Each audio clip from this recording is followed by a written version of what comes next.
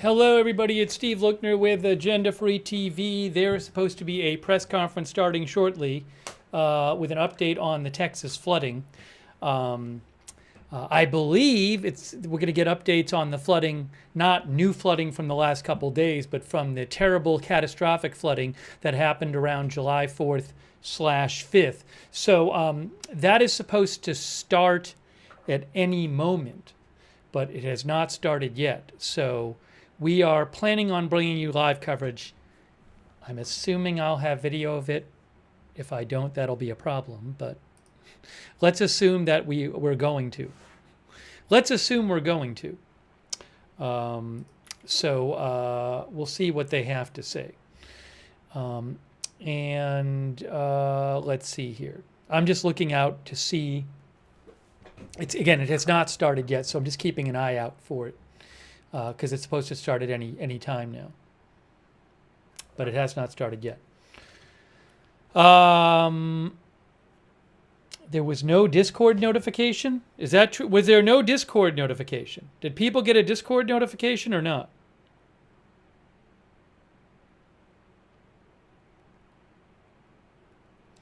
Was there any Discord notification?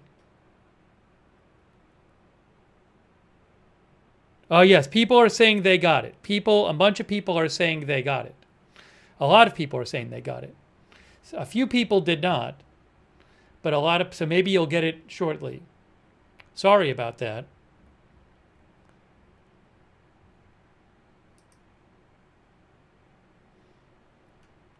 Okay.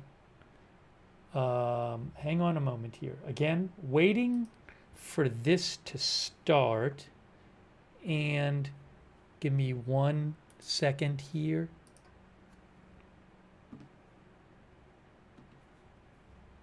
I didn't even realize this was happening until late. So I'm getting something set up on my end. Okay, that's good. Fine, fine, fine. Fine, fine, fine. Ready to go.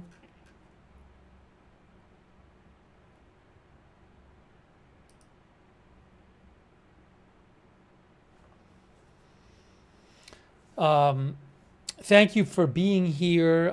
We have Beth Mythical, Roberts Mayqueen, Ruth modding. I see the screen names are messed up again. Janet B is modding. Thank you all for modding over there on YouTube. Also, we have moderating for us Matthew Kohai 3 and Idaho Star. And we have moderating Linda Bell, Clary, and Misha moderate for us on X. And also we have Valerie, Gail Griffin, Margaret Riley, Kay Lowry Body, all there over on Facebook modding. Thank you.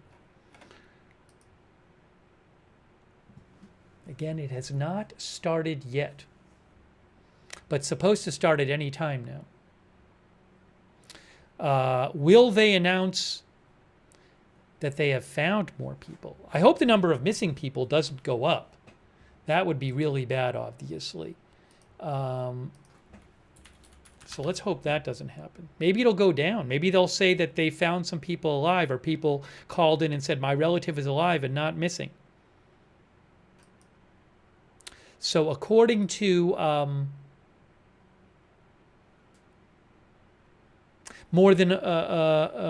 AP says authorities believe more than 160 people may still be missing in Kirk County alone, and 10 more in neighboring areas.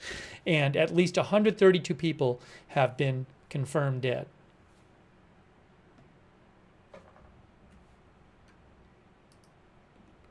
So we're waiting for the press conference to start.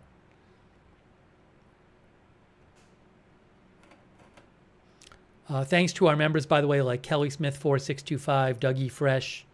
Thank you, all of our other members. I know that screen names are kind of messed up. So I have my eye on one feed, but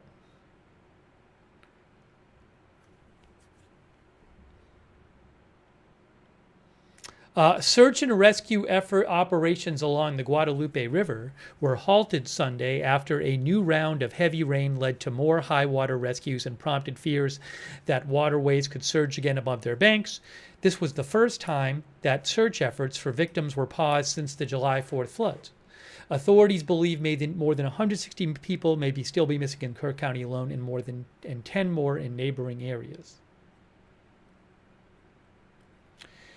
Kerr County Judge Rob Kelly said today, according to AP, during a commissioners' meeting, that it is difficult to determine exactly how many tourists were in the area when the flooding occurred. He said, "We've heard accounts of trailer after trailer being swept into the river with families in them. Can't find the trailers," he said. "It's what we don't know. We don't know how many of them there are." He said he had been told of one trailer that was found completely covered in gravel, 27 feet below the surface of the river. He said, sonar crews had been searching the river and local lakes, and more are expected to arrive. Commissioner Don Harris said officials plan to drain 2 reservoir lakes on the river. Who knows how many out there are completely covered, he said. Wow.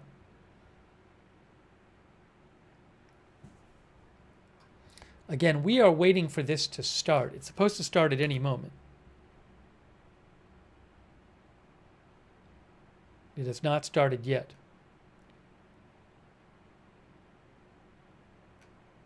So again, they found a trailer.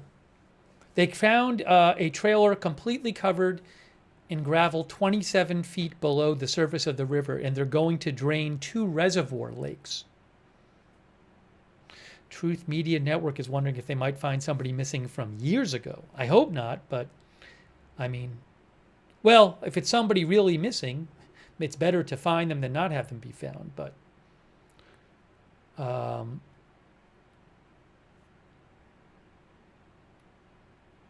FEMA's urban search and rescue teams fully resumed operations today, says AP.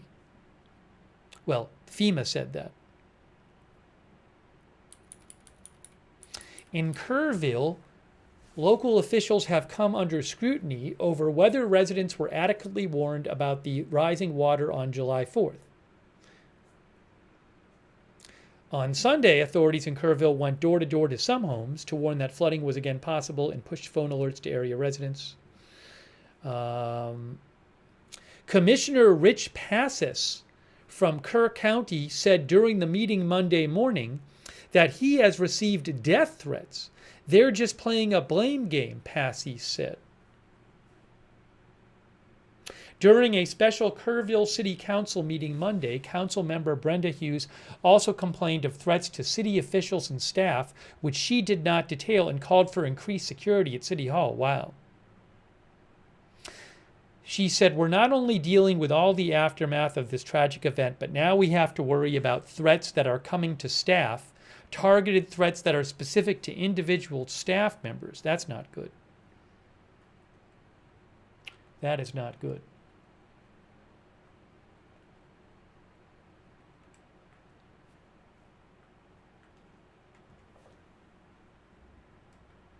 Hang on a moment. I'm just, again, I have my eyes on a different video of it that I can't show you, but it has not started yet. But I am just getting set up here. If you give me a moment.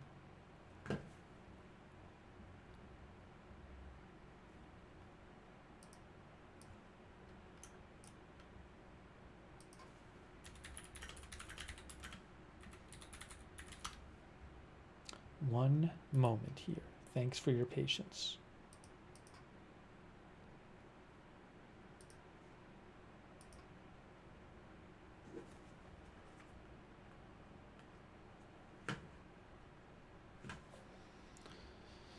So any moment now, we will get an update from Governor Abbott and others in Texas. By the way, CNN is reporting that Dan Bongino returned to work today. Kristen Holmes of CNN says FBI Deputy Director Dan Bongino did show up for work today. His long-term future is still uncertain.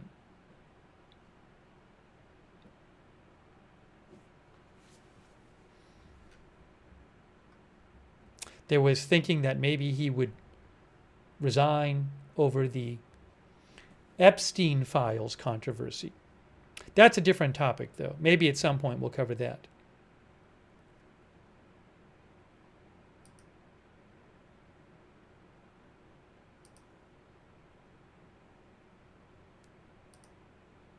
We are waiting for this press conference, which is supposed to start at any moment.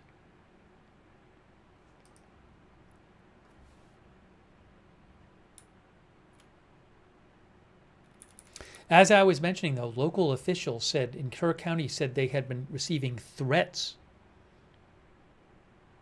according to AP. I wonder if that Kerr City Council meeting is online somewhere that we can watch. That would be interesting. Or Kerrville City Council, I'm sorry. I'll check.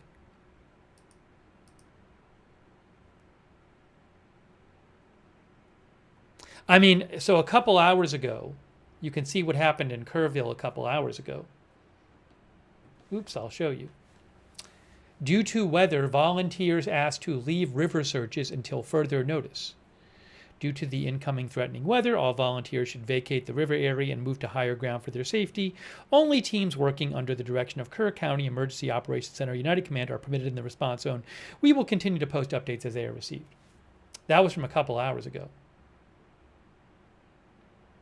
I don't know that I have access to the city council meeting. Let me check something here.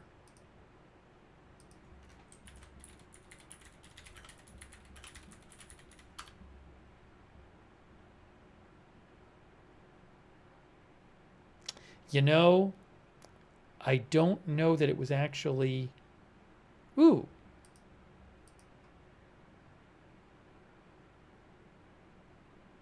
I do have it. We might watch that after. The city of Kerrville City Council meeting. I actually have video of it. Oh, not. I don't want to show it right now, but we might watch that after. That's interesting. Yeah, the video I should have access to for this is not live yet. There's another video which I am not allowed to show, which is live, but that's one I'm not allowed to show.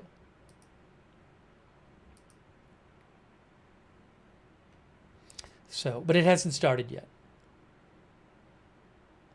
But yeah, I think we're going to watch that. I think we'll check out the city council meeting after.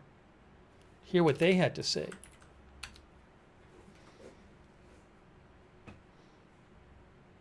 Thanks so much, by the way, to PayPay2194. I know all the names are messed up today. And our member... SHVTT's Renegade. Sorry, this is literally supposed to start at any moment. That's why I'm kind of distracted, because I don't want to miss the start of it. And again, are they going to... Will the number of missing change? Last I saw, there were 132 confirmed dead and over 170 thought missing from the floods around July 4th time.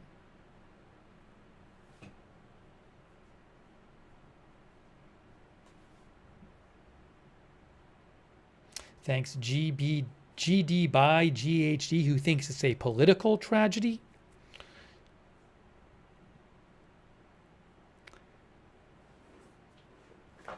And thinks an early warning system was stopped for political reasons. Now I know, thank you, GD by GHC. I know the local officials. I believe the lead local official in Kerr County, the judge. I believe he has said that people didn't want to pay what it would require to have a siren system. But you might be talking about a different report.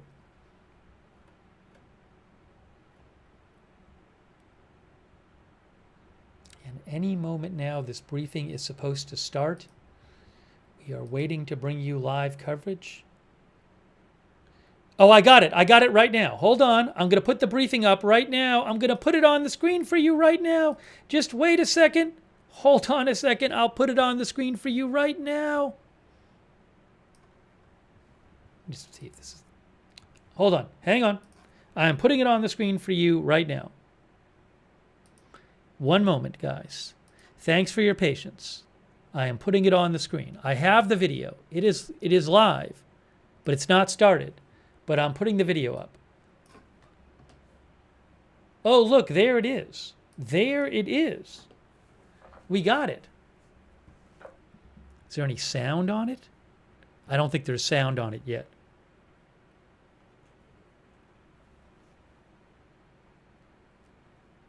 What I need to do is move it down.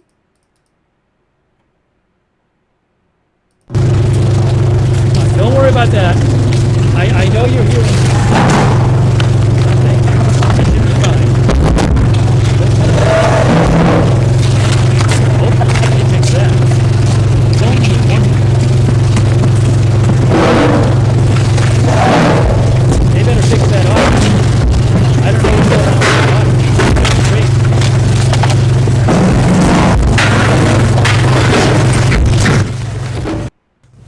That's the audio from there.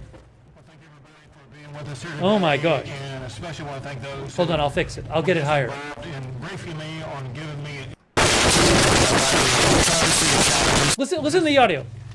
area this region are dealing with, as well as all the first responders in the room behind me, and what they've been doing to prioritize saving lives. Obviously, there are enormous concerns and challenges that we're dealing with still in the Kerrville area. At the same time that we're responding to Kerrville, there have been an abundance of storms in large swaths of the state of Texas that have impacted lives and taken lives and destroyed homes, facilities, buildings, and roads across large regions in central Texas.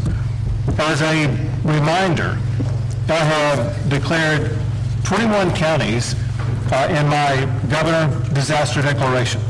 They include Bandera, Bear, Burnett, Caldwell, Coke, Camaro, Concho, Gillespie, Guadalupe, Kendall, Kerr, Kimball, Llano, Mason, McCullough, Menard, Reeves, San Saba, Tom Green, Travis, and... Maybe they'll fix the audio now. They got to fix the audio. I think they're working on fixing it. What are they doing there? That are going through these enormous challenges. On top of that, I have to tell you new news, and that is because of weather that is going to be taking place today and overnight, and maybe tomorrow. There are additional communities that need to be aware they're going to be facing challenges of their own. They include areas surrounding the communities of Uvalde, Del Rio, and Concan. And the state is already deploying resources in those regions to help them get prepared. We'll be working with local officials in those regions just as we have in these other regions. And in those regions, as well as in Travis and Williamson County, as well as in Kerr County, job number one is always saving lives, protecting lives, and finding those who have lost their lives. And that is a 24/7 operation that we are unrelenting in continuing to pursue. That includes, especially if you look at the areas either in Williamson or Travis County or counties nearby.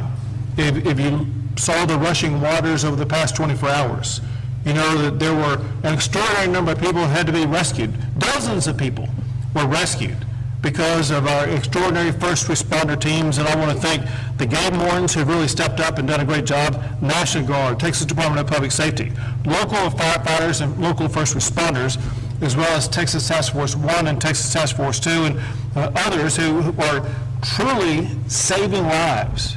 Many Texans' lives have been endangered. Most of those lives have been rescued by our first responders here in the state of Texas. I have to report the latest numbers. I don't know what they're doing. Of what we see both in the state, and I'll talk about the local counties where we are, as it concerns Texans who were lost, as well as those who are missing. Statewide, there's a total of 131 fatalities to be reported. Breaking that down in Kern and nearby counties. In Travis County, 9 people have lost their lives, there are 3 missing. In Burnett County, 5 have lost their lives, and there's 1 missing. In Williamson County, there are 3 who lost their lives, and no one is missing at this time. The stories about those who have been swept away is gut-wrenching and heartbreaking, and the kind of thing that spurs us to do even more to make sure that we're going to be searching and finding everybody that we can, as well as spurring the response that both the state and local governments, as well as the federal government, will have to make sure that we fully address the challenges that Texans have faced over the past week or so. In addition to the lives of our fellow Texans, there are homes that have been destroyed, people who don't have a place to stay. The state is working with local officials to address those needs.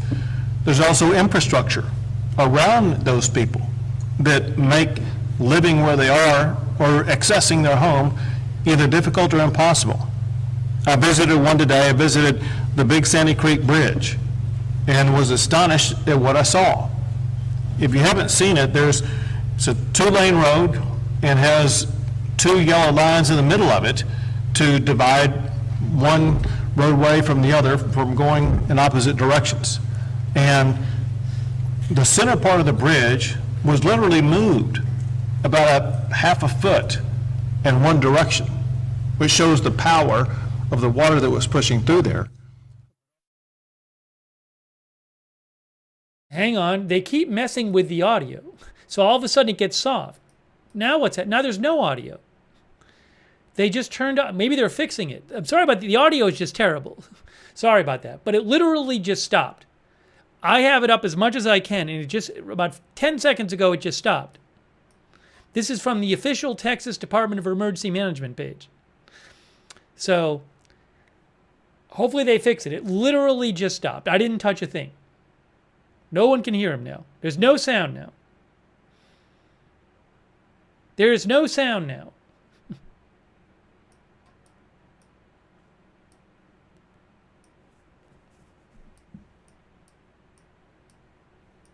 There is now no sound. Let me try to get some backup audio here. Let me try something here and see if I can do it while they're fixing this.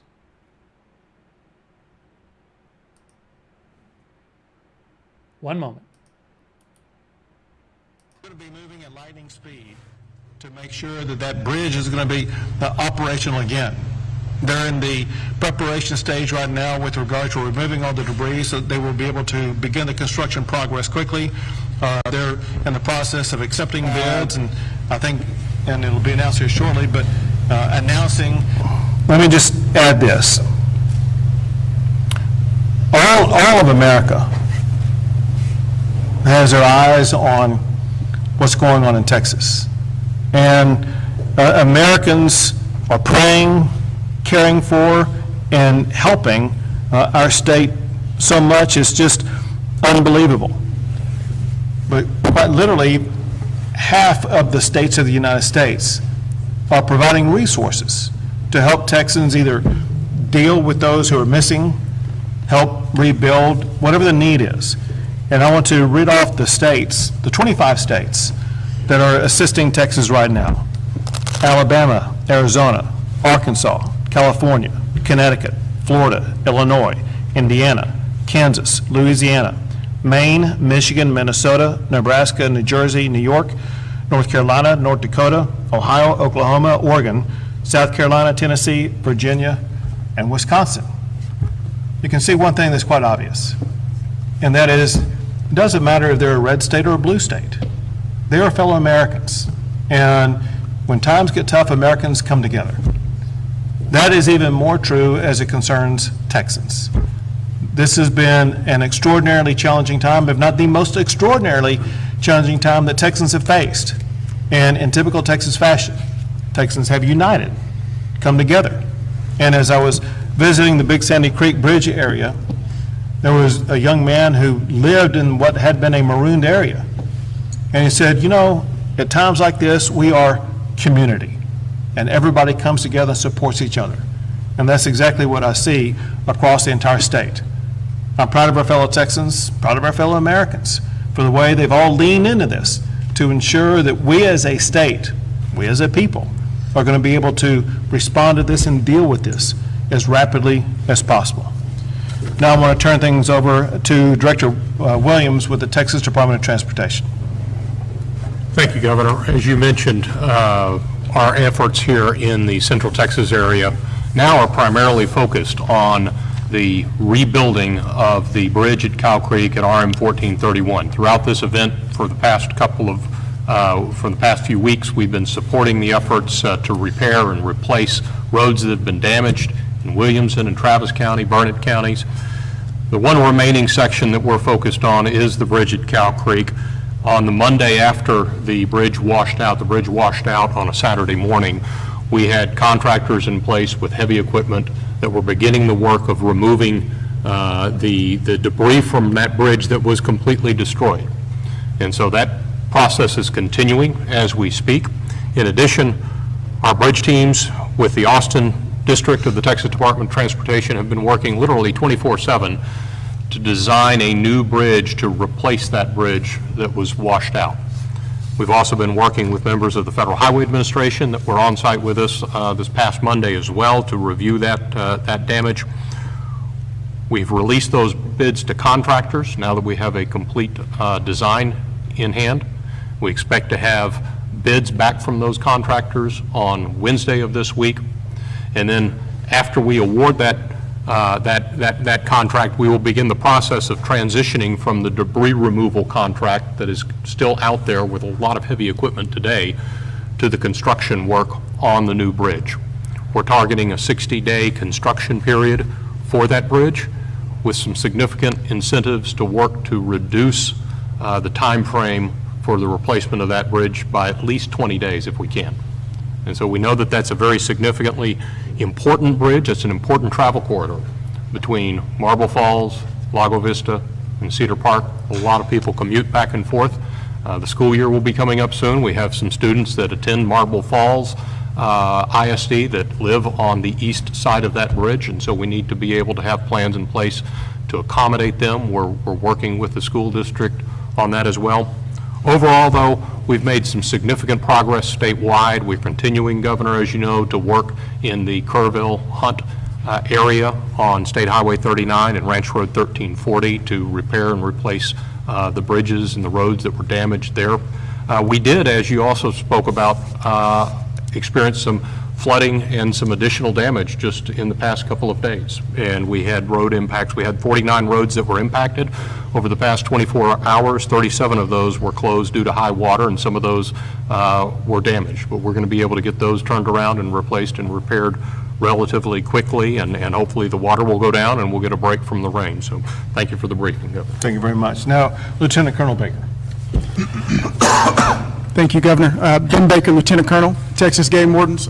Before I get into a search and recovery efforts and, Texas Game Wardens' response to this historic tragedy of series of events in the Central Texas and in Kerr County, I'd like to just remind everybody that all of these efforts and all through this tragedy, Texas comes together under Governor Abbott's strong leadership, under Texas Department of Emergency Management, Department of Public Safety, all of our local first responders, all of our local EMS, all of our local volunteers, and everybody who is in Texas who comes together in such a tragic time and unites to help the people of Texas. Texas Game Wardens, as of July 3rd, through the State Operations Center, were set up and poised in anticipation of a flooding event. Through the calls coming in late and early of July 4th, Texas Game Wardens were deployed to Kerr County. Since then, around 300 game wardens have deployed in the Kerr County and surrounding areas in anticipation of other flooding occurring in Central Texas. We were able to strategically stage through the Texas Division of Emergency Management several swiftwater assets in Central Texas, out of the Kerr County area, just in case this flooding grew a little more widespread. Unfortunately, it did grow a little more widespread, and we started conducting rescue operations not only through our swiftwater technicians, but our aviation, multiple canine searches, and through our drone team. Through those, we were able to successfully rescue several individuals and multiple evacuations. We currently have, through Texas Task Force 1, wardens embedded in multiple search groups, searching Cow and Sandy Creek, looking for the remaining victims of this terrible tragedy. We've also got our canine detection teams in deployment with these search and rescue teams, and our aviation still embedded in these. We remain dedicated to Texas, we remain dedicated to the people of the state of Texas, and Texas game wardens remain dedicated and ready on standby, Governor. Y'all been doing a great job. To see the videos of you all out in the middle of conducting rescues and literally saving our fellow Texans has been nothing short of miraculous. So thank you and all the game wardens for what you've been doing. Now the Travis County ESD Assistant Chief Weidman. Thank you, Governor. You get a little bit closer right there. Just after midnight, we started receiving the calls, and within several hours, we had logged 50 rescues, saving hundreds of Texans through our area. And this was noted and supported by our mutual aid and automatic aid partners throughout Travis County. Within 12 hours of the incident starting, the governor's office, as well as TDM, had sent us many resources which supported our operations and was able to have us start setting up command structure a little bit more enhanced to start helping others. And what we would like to point out is, as ESD, we recognize the recovery will not happen overnight. It'll be a long and difficult road, but we're committed to staying engaged, showing up, and working hard alongside those we serve. This is our home too. We're members of this community, and we're committed to helping each one of our neighbors. Thank you. And now Chief Nimkid. Thank you, Governor. And listen, I want to thank you all in the press for helping us get this message out. Life safety remains our #1 priority. As such, as we've talked about additional rains coming into the state, we have pre-positioned swiftwater rescue assets, as the governor mentioned, around Uvalde, around Del Rio, and around Concan. Help us get that message down to those folks to turn around, don't drown, don't drive through a low water crossing if you can't see the road in front of you. And if you are in a low-lying area, please plan on moving to higher ground once the rain starts to come. Another thing I need you to remember is it does not have to be raining where you are in order for you to be impacted by flooding. Second, the governor mentioned the 21 counties in his declaration. We have 6 counties right now that are in the federal declaration for individual assistance.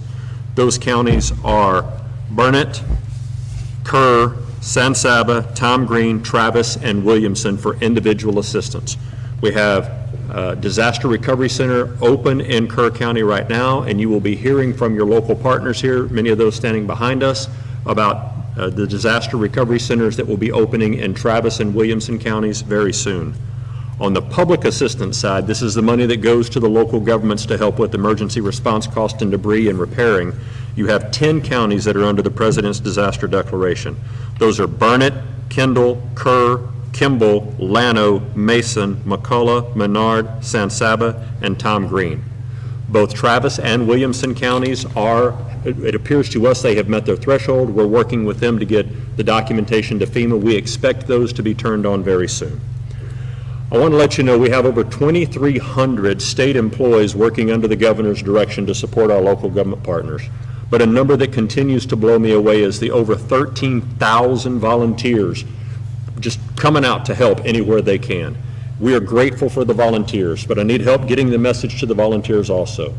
In each of these communities, we will be establishing volunteer reception centers. The idea is for you volunteers to go to those sites so that we can match up your capabilities and skills with the needs of the community. We also want to be able to communicate with you. Up in Kerr County on the Guadalupe River, we've had a tactical pause for a day and a half now because of the rain and the waters that are coming down that river. We cannot afford to have people in the water and right next to the water that are not swiftwater rescue trained and capable of at least saving themselves from being near that water because of the amount of rainfall that we're getting. Please help us communicate with the volunteers. Thank a volunteer that's out there. If you see them helping, do everything you can to make sure they understand the message, and we will continue to work together to support our partners. And finally, Governor, to your point, and 25 other states, not counting ours, focused on this. It has been a tremendous response from the nation. Thank you. Thank you. One thing that Chief Kidd mentioned that is worth reemphasizing, and that is those who lose their life by driving into water. Those who lost their lives at Camp Mystic those stories have been told a lot, and it's tragic and horrendous. Less told are those who have lost their lives because they chose to drive into water and got swept away. The power of water sweeping a vehicle away is far more extreme than what most people know. As waters rise over the coming days, could be in the Uvalde area, wherever it may be, people should drive with caution, knowing that you are totally in control of protecting your life and saving your life by not putting it into danger in the first place. We'll take a few questions. Governor, for those that are still missing, could you give us some insight into how long it can take from when the moment the victim is found to when they identify, family notified, to how long it might take the state then to, update the number of those missing? Sure. First, I will tell you this, because I did not share this with you earlier. I didn't mention those who were missing in the greater Kerrville area, which is 97 reported as of now. Let me first tell you an issue about those who are missing, then I'm going to answer your question. So everybody who is at a camp, everybody who is at a hotel and places like that, they've been identified. Those who are missing on this list, most of them, were more difficult to identify because there was no record of them logging in anywhere. And it was through information provided by a friend, a family member, coworker, whatever the case may be, that they haven't been found. Even though we are reporting 97 people missing, there's no certainty that all 97 of those people were swept away by the storm. That point aside, to more specifically answer your question, and that is, the goal obviously is to continue to find those who are alive. For those who have passed away, it's so important to closure for their families that we find them and identify them. Sometimes it does require using DNA testing to identify who they are and identify who their family is, to make sure that we connect appropriately, correctly, the family member with the person who lost their lives. And sometimes that takes a few days to complete that process. Governor, given, understandably so, that Kerr County, the damage they sustained, they received a lot of attention, especially federal assistance. But what about here in Travis County? They were added late to that declaration. What was that process like to try to get them added to be able to receive federal assistance? Sure. So it is truly a mathematical construct that Chief Kidd has mastered. I'm going to have him answer that question in general, but also for Travis County. Yep. So great question, and thank you for that. Two parts to it. One is the governor's declaration. There was no delay in getting these counties on the governor's declaration once we knew that they were in the target area. That's part one. Part two is the individual assistance for both of these counties, which is the money that goes and is made available to homeowners and renters, is already turned on in these counties as well. What we're working through right now is the public assistance, and that is a mathematical equation, as the governor said, based on the population of a county and the amount of damage that FEMA can certify in that county. The less populated counties have a much smaller threshold, $500,000, $600,000, versus millions of dollars for these two populated counties. I am confident both counties have met their threshold, and I would bet by today or tomorrow we get answers back on these counties. I also want to say that does not delay any of the work that's going on. Waiting for those federal declarations to come in does not slow down rescue, does not slow down search, does not slow down additional law enforcement or additional fire protection or emergency medical services, nor has it been slowing down the debris removal, getting roads and driveways opened up. So don't mix the declaration with the response, please. Thank you for the question. Governor, are you saying backlog at medical examiner offices and also is there any more things that sort of used to work on? So I'll tell you this, the medical examiner's offices have been working pretty well and pretty timely. There was a backlog and there were challenges because of local JPs in Kerr County that were slowing things down, holding things up, and it required pressure from the state and others to make sure that they began to expedite that process. when a life is lost, that family wants access to their loved one as quickly as possible.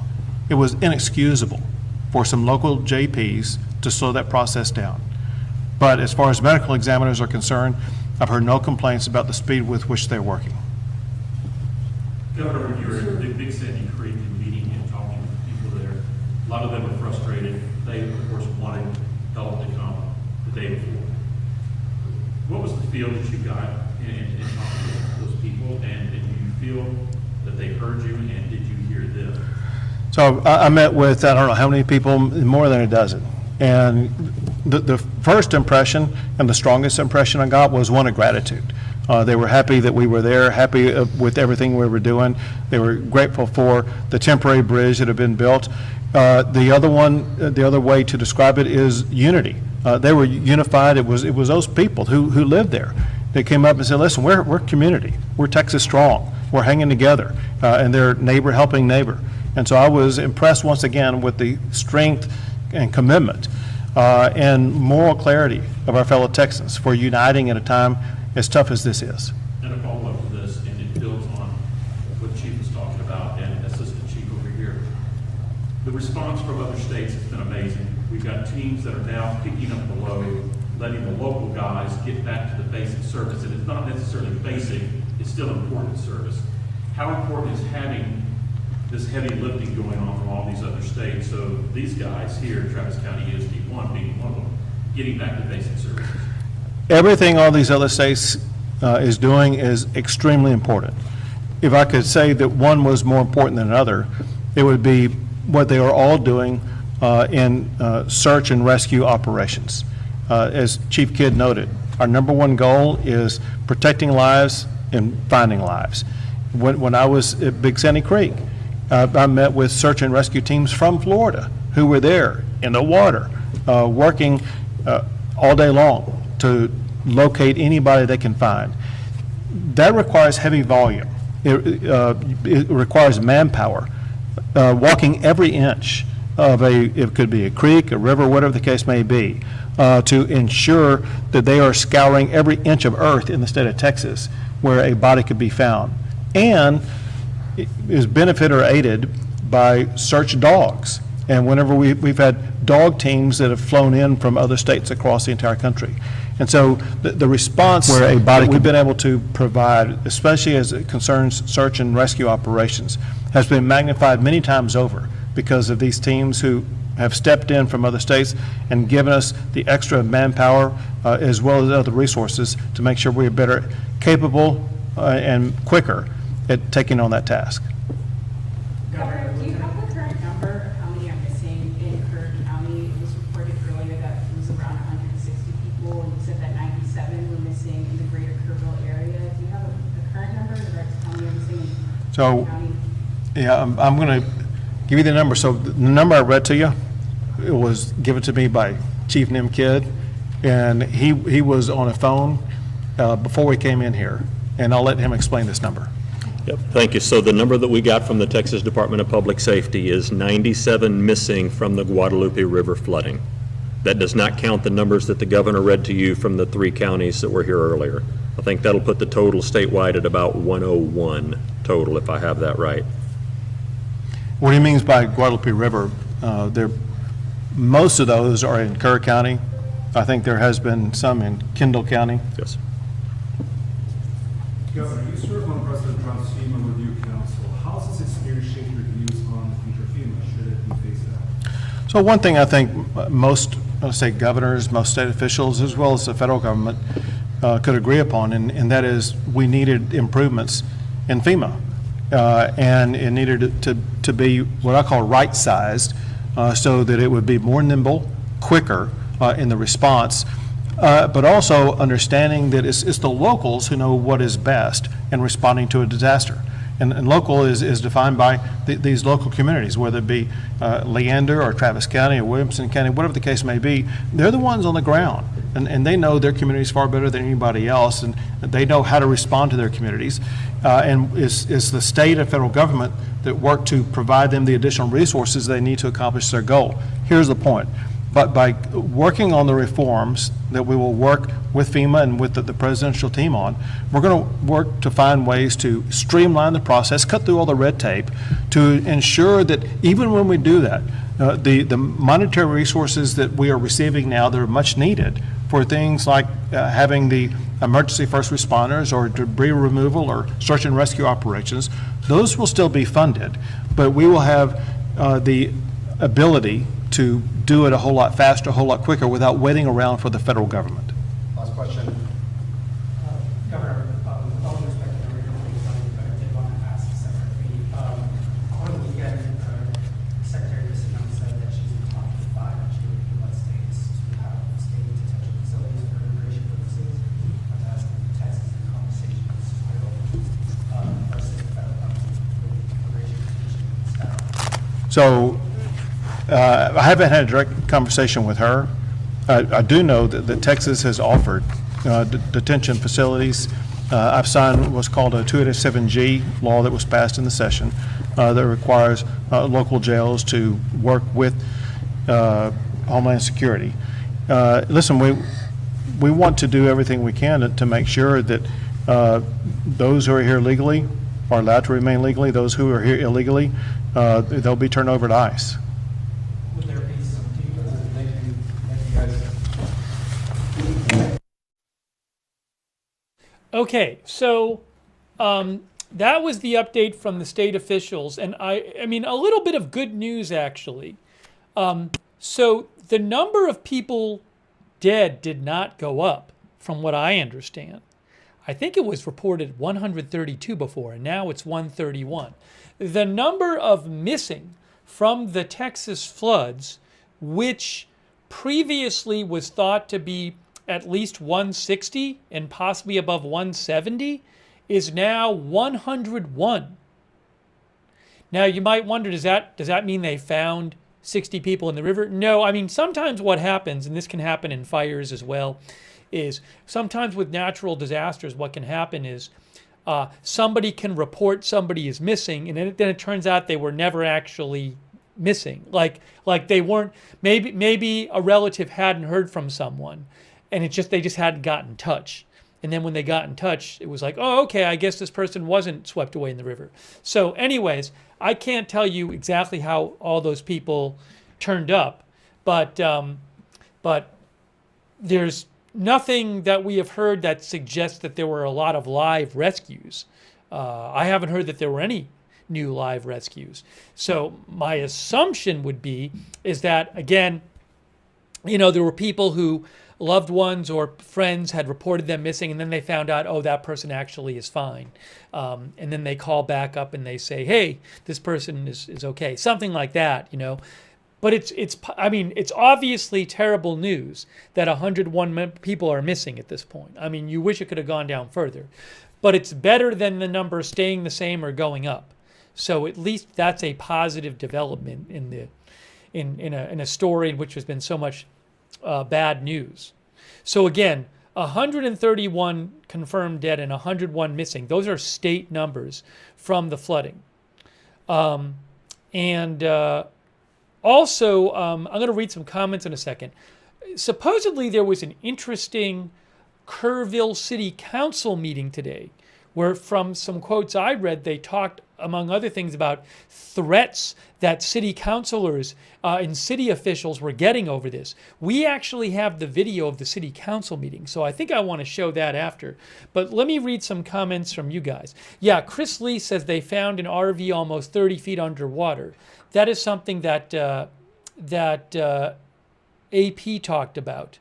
And I think that was actually talked about at the city council meeting. So we're going to be showing that city council meeting. But the Kerr County Judge Rob Kelly said they had found a trailer 27 feet below the surface of the river covered in gravel. And now AP had reported this, but I think we're going to hear it in the city council meeting. The city is planning to drain 2 lakes, to drain 2 reservoir lakes on the river to see what they can find. So we're going to check that out. Let's see here. Our viewer Sophia Loves Monkeys thinks teams on the ground are expecting to find people that have not been reported missing. So that's something the governor talked about a little bit too. There could be people who were swept away in the flooding that have not been reported missing. That is true. That is true. So let's hope we don't hear about that.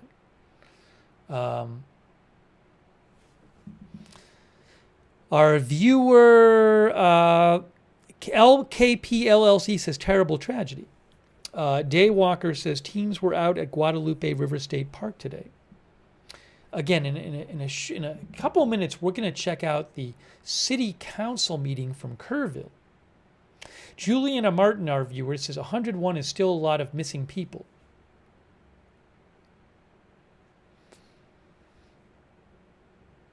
Roger Shoemaker says the number of dead pretty much stayed the same while the number missing dropped by about 60.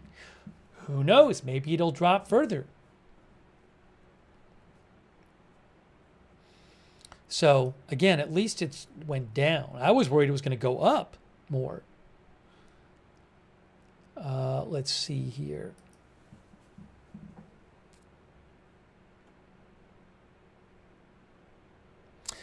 Olaf said, "Do they publish the names of the missing?" I'm not aware that there's been an official list. There have been a number of, of the missing. I have not seen a list of the missing myself.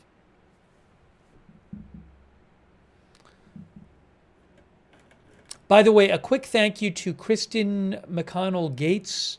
Thank you, Kristen. Also, Just Me, Leah B, Emily Rose Daly Robinson, Fred's Army, Bullet 850, Chris Lee, Kerry Poteet, Riverman, Mosh Miri, Cheraz, Goodbye GHD, and Eddie C. Also, Po Siwi, I owe a thanks from before, a crime trial addict, Cherry Cola, All That's Random, Awesome Dude, Dougie Fresh, and Kelly Smith.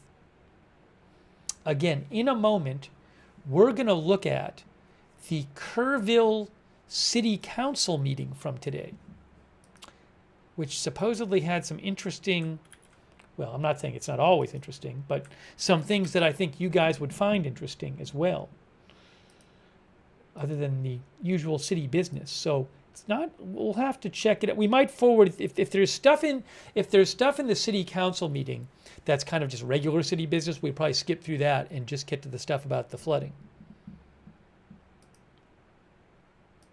Hold on a moment here.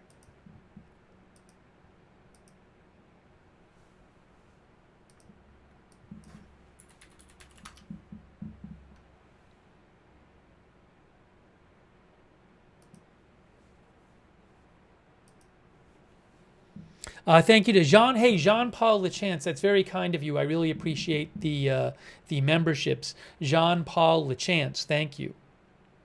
Do you guys, should I play that now? Why don't we check that out now? The City of Kerrville special city council meeting. I think we should show that. What I need to do is just put it on the screen for you. So if you take this, we got to get rid of this. Then we do this. There it is. I see it.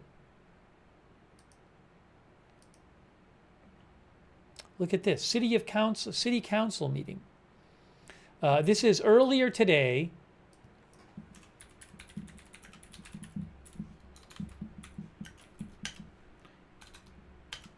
Kerrville, Texas City Council meeting. Okay.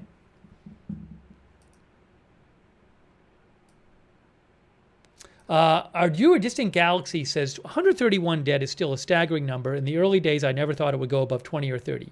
Yeah, it is an enormous number. And certainly condolences to the families of everybody who died, and thoughts with all those families and friends of those missing, the 101 missing. And everybody else, lots of people lost property in this, so everybody else impacted by this. Gigi's Kitty asks if the special legislative session in Texas that will, I believe, in part address the flooding. I don't know if it's just for the flooding. Is that starting tomorrow? That I do not know. That I don't know. That's a good question.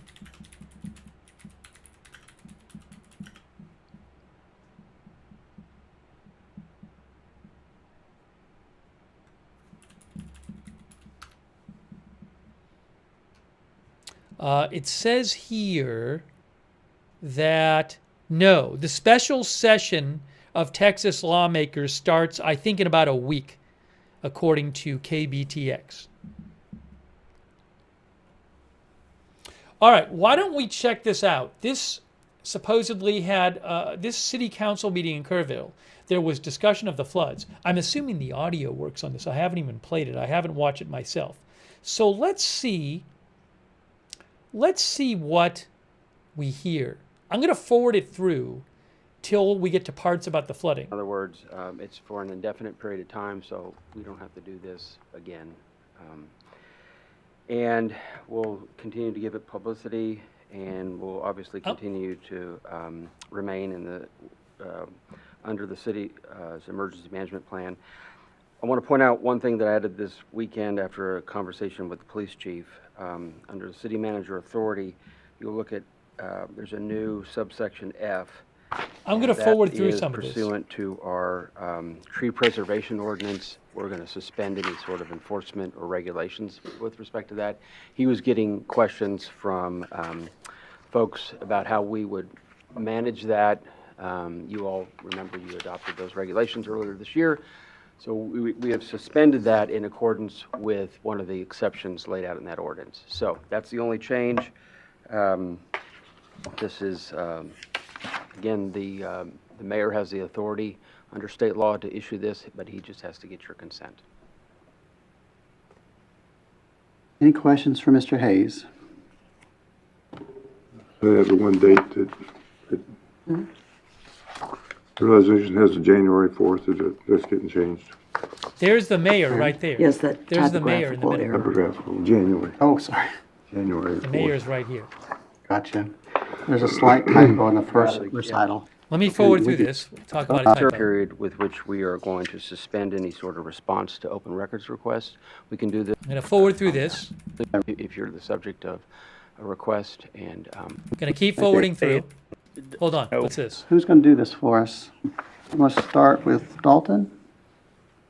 I think this is the city manager. Good morning, Mayor and Council. Kind of a quick update. I think Michael will have some additional stuff. We're obviously both navigating the Emergency Operations Center kind of on the regional side.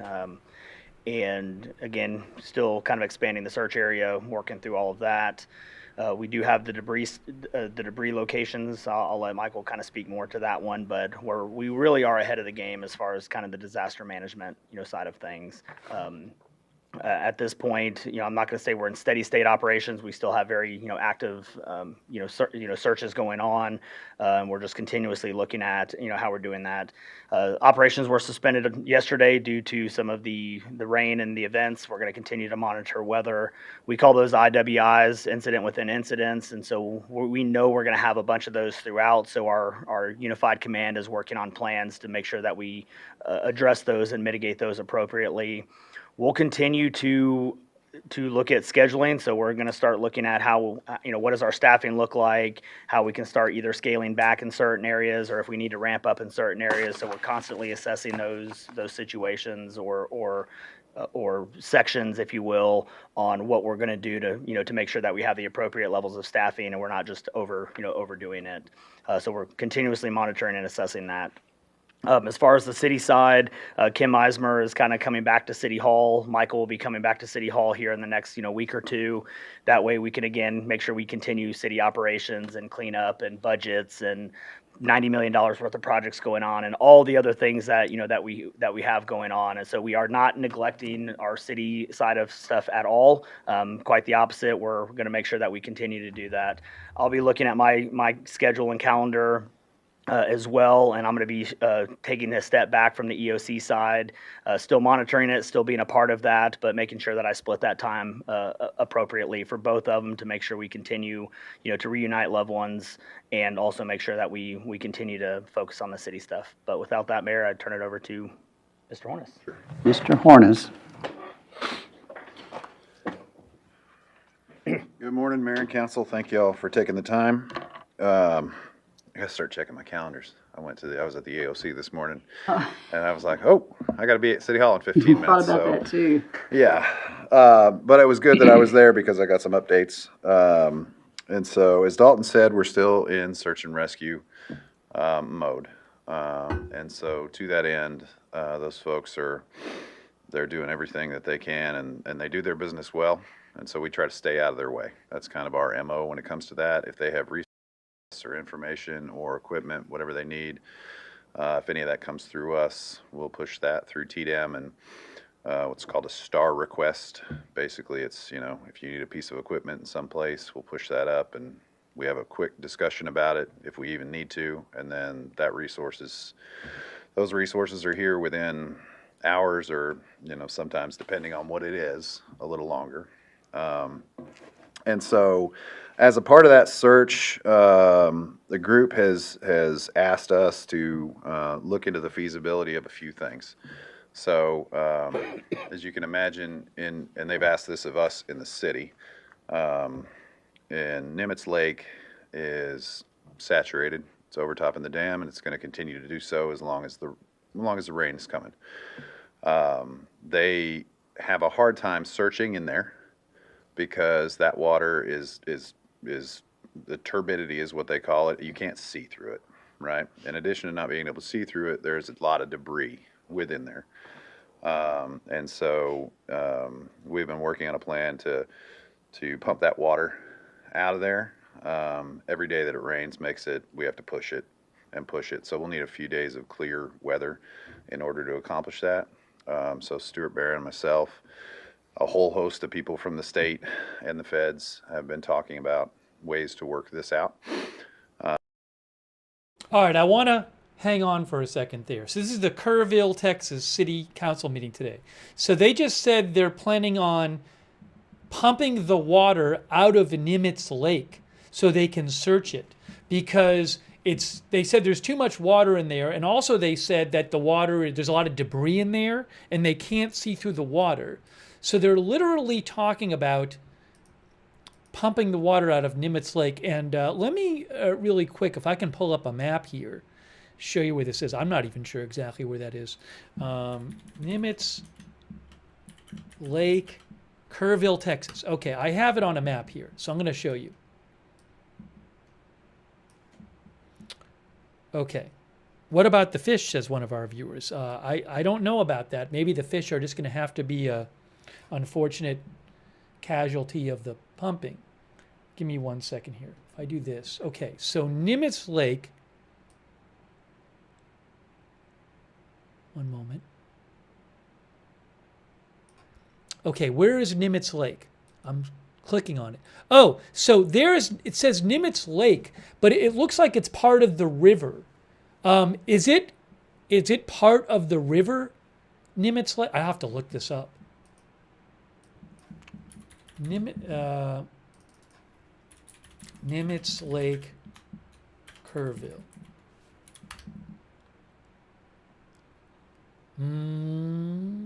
What is it?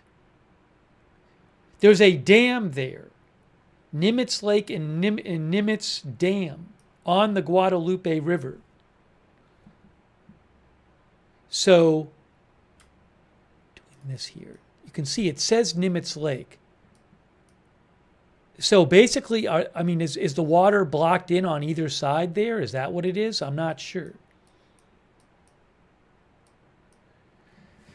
It's the dam. A Hopti man says it's the dammed part of the river. So there is a dam there. And so you can see it says Nimitz Lake, but that is on the river. It's right in Kerrville right there. And they're having an issue searching in there. unfortunately, there might be a number of people in there who they haven't found yet. So they are saying they want to drain that, pump the water out. Wow. Kelly thinks, unfortunately, there will be many people found in there. Oh, Storm Laughter says maybe they'll release the dam floodgates and the water can go downstream. Yes, a fair point. If they're pumping the water out, I guess the fish could just survive. Fish could just be pumped out along with the water, in theory. Chris is saying that the Navy has sonar that could scan there. Look, you just heard it in the city council meeting.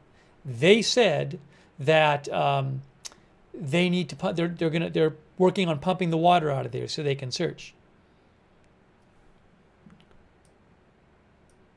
But it looks like it's this area right here. Again, I'm not from the area there. I didn't find a quick answer online, but again, it's a dammed part of the river.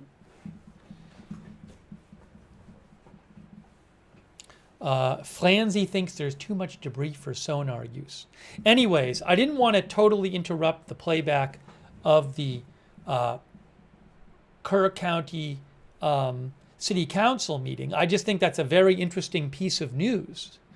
I'll play that little part of the City Council meeting again. I had not heard about this until today. I believe they might have talked about 2 lakes in the City Council meeting doing this at, but I had not heard talk of this until today. By the way, a quick thank you to Jean-Paul Lachance, who gave more memberships. That's really nice of you, Jean-Paul. Thank you. Also, thank you, Jackie Johnston. Very much appreciated, Jackie Johnston, who says missing persons are often reported by different family members. As the list is edited for duplicate names, it will fall, not reflecting the deceased list. Yeah, maybe some of the reason that the number missing fell was there were duplicate people on there of different first names or something, or maybe the same name, I'm not sure. Again, if you missed it, the number missing fell from around 160, 170 to 101, while the number of dead still stayed the same, around 130. It's 131 right now.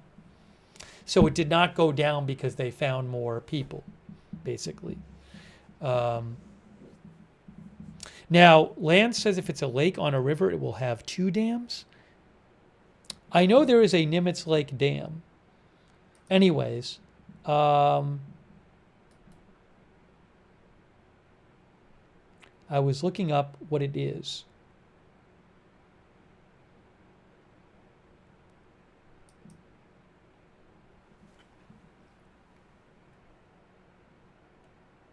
Nimitz Lake Dam and Nimitz Lake, this is from the state of Texas, from a document I found.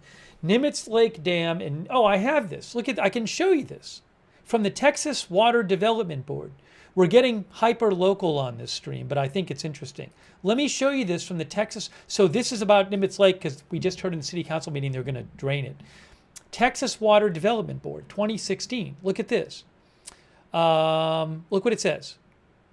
Nimitz Lake Dam and Nimitz Lake are located on the Guadalupe River in Kerr County within the city limits of Kerrville, Texas. The city of Kerrville owns and operates Nimitz Lake. It is a reservoir, so they keep water for drinking water in there, I guess, or for use as drinking water. So it's a dam and it's a reservoir. And then there's it is right there. Guadalupe River, and that's where the Nimitz Lake is. It's here. At least according to this document. All right, so again, we were looking on a map, and you can see it's basically right in here. Oh, it has the red boundary around it, I guess. That's Nimitz Lake. So they are going to, how long is that? It is about roughly, it's about 1.5 miles. It's over 1 mile long. So that's going to be a lot of, if they drain Nimitz Lake, that's not a little lake in terms of, that's a lot of draining that has to happen. Okay, so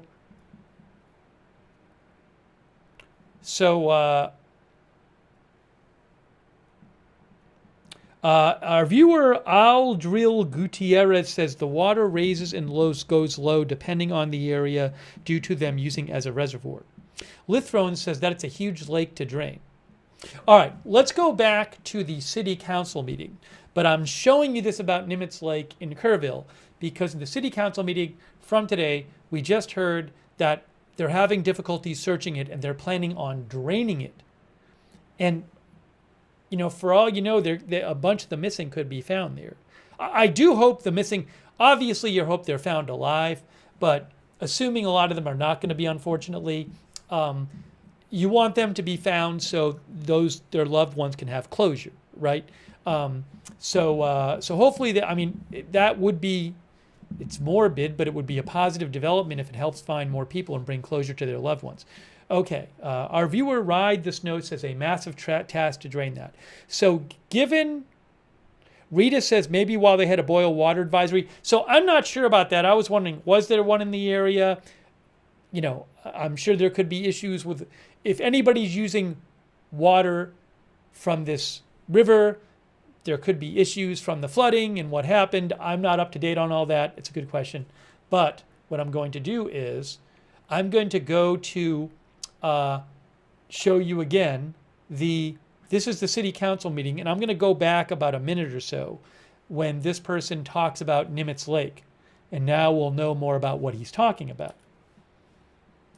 Can't even get a piece of equipment in some place. We'll push that up and we have a quick discussion about coming it up right if here. we even need to, and then those resources are here within hours, or sometimes depending on what it is, a little longer. And so, as a part of that search, the group has asked us to look into the feasibility of a few things. So, as you can imagine, and they've asked this of us in the city. And Nimitz Lake is saturated. It's overtopping the dam, and it's going to continue to do so as long as the rain is coming. They have a hard time searching in there because that water is the turbidity is what they call it. You can't see through it, right? In addition to not being able to see through it, there's a lot of debris within there.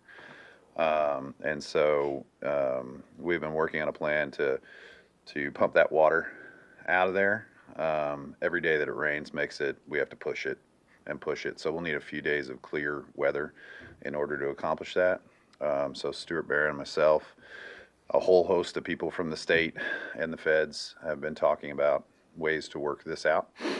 And so we're in process with that. So that's kind of our component of that search and rescue. And I imagine they're having those conversations upstream as well about ways you can do that without causing further issues, right? Because there's a cause and effect to everything that happens. And so it's a delicate balance.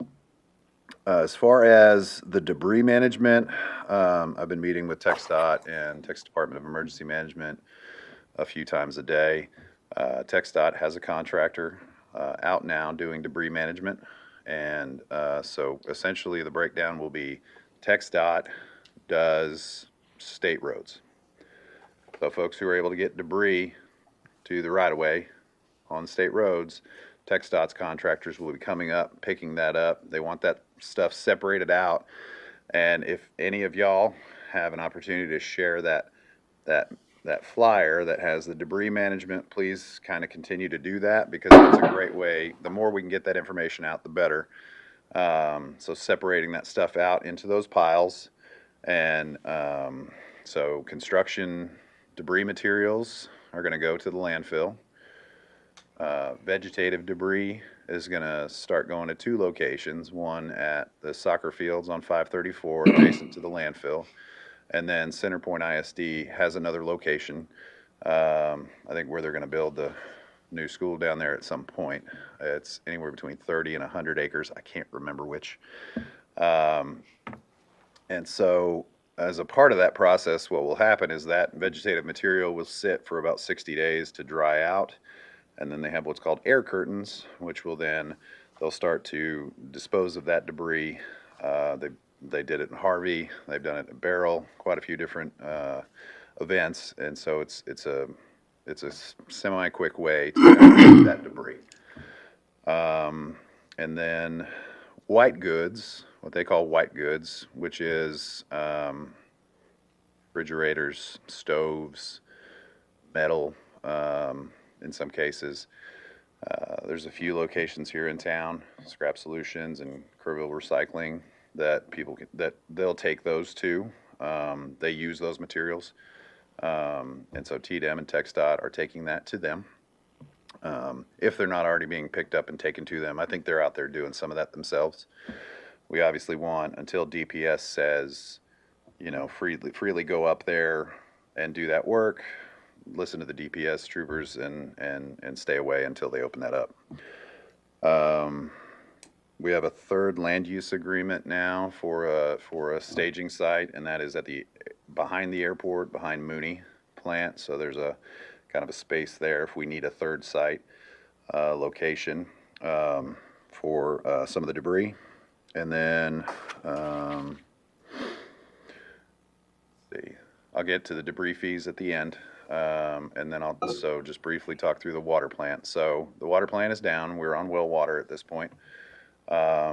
We had initially started a conversation about craning in an excavator to be on a barge. All right, so we were talking about the water before. He said the water plant is down and we're on well water, he said. This is the city of Kerrville. Down, we're on well water at this point. We had initially started a conversation about craning in an excavator to be on a barge, so we could scoop out that section at the very corner near the raw water tank so that we could isolate that, empty it out, do the repairs that we need. Now that the state has asked us to consider this sort of dewatering plan, we might hold off on that because basically the water levels, if we can get the water levels to drop, we can get in there as kind of a secondary function. Primary function of any of that dewatering is search and rescue, obviously.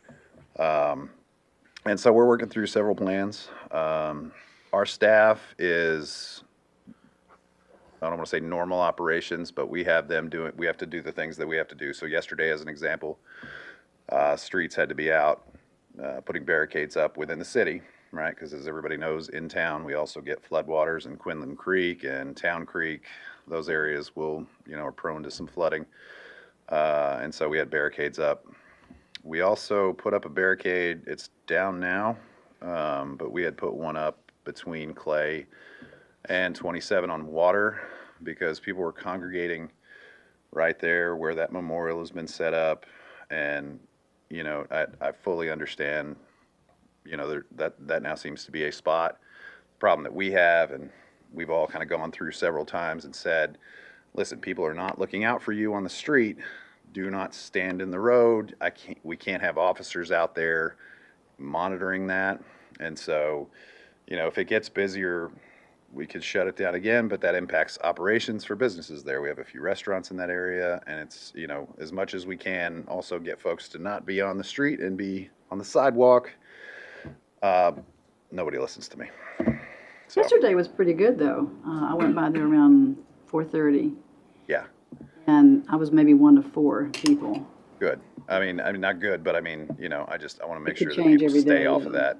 And folks are parking on the other side by the parking garage, and I'm like, there's literally just a parking garage right next door, just 100 more feet, and you're parked in a parking garage, not in the right of way. So if we can do that. Let's see. So parks. Can I make a comment about that? As Yes, sir. someone who has an interest in that block, Yes, sir. if it becomes necessary to block it off, and you feel it's necessary to block where access to the parking lot is still maintained, and the intersection of Clay and Water is blocked, and then basically in front of our front windows is blocked, I don't think our family's going to have any problem with that. Yes, sir. But as the crowds thin out, I'm just giving you that as an option. Yes, sir. And this is only if they surge, right? And so we ask people to just, use common sense when you're out there. Common sense is something we request of everyone. Yes, sir. Regarding the debris, the dump fees. So we have been working with Republic. They have agreements with us where they've allowed local residents to dump at their site. We give them vouchers a couple of times a year, and they can go do that. Otherwise, they pay for it. We also now have both of these state agencies going to pick up debris and taking that debris to those sites, and that cost is covered by the state and through the state.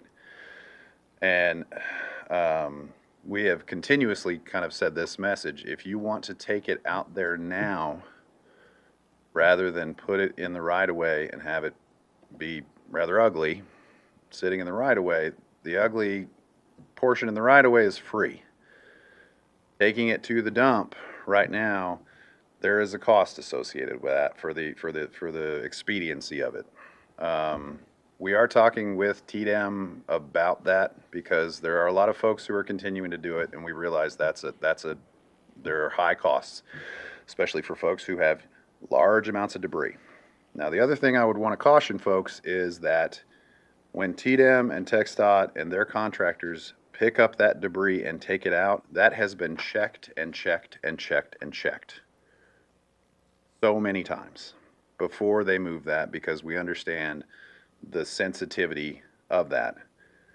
I can't say that for everything that's going down there now. So I really would urge folks to put that stuff out in the right of way.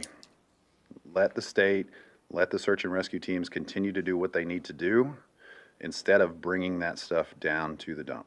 Now, I know that's not going to happen entirely, but I think the messaging that we've tried to send out is that it's slower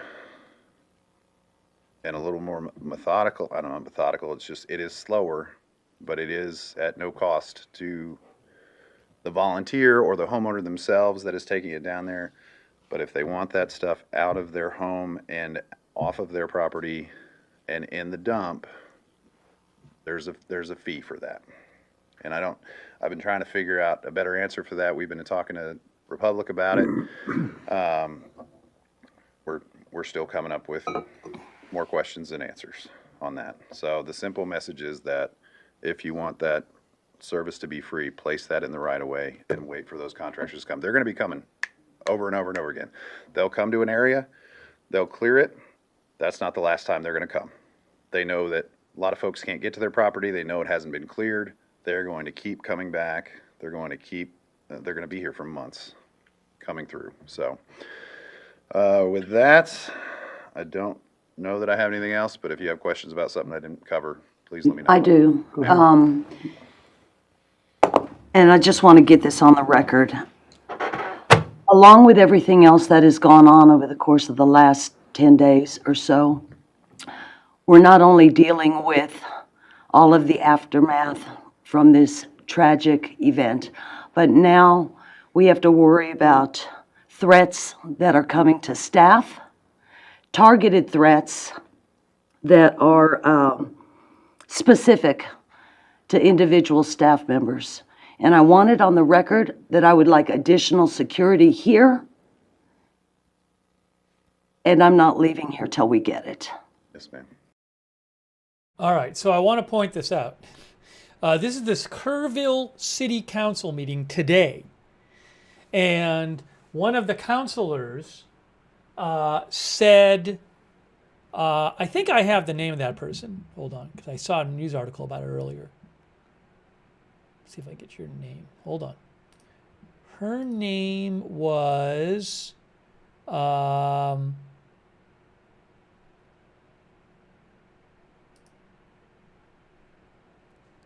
I have it here? Yes, Brenda Hughes, City Council member Brenda Hughes, said that city employees are getting threats, specific threats, by name. Now, who is making these threats? I don't know. You know, like, I don't know. Maybe some of them are pranks. I certainly am not going to assume all of them are pranks. Maybe somebody feels like they're angry at the city about the flooding that hurt their property or someone they knew or something. I have no idea. But it's scary to hear. Jazzy Renee says, I'm assuming victims' families. I don't know. There's a lot of people impacted by this. So, but I'm going to play this again. I haven't watched this yet. I had heard about it. But she said that she's not leaving the building, I guess, until they get an assurance that there's going to be more security. That's scary.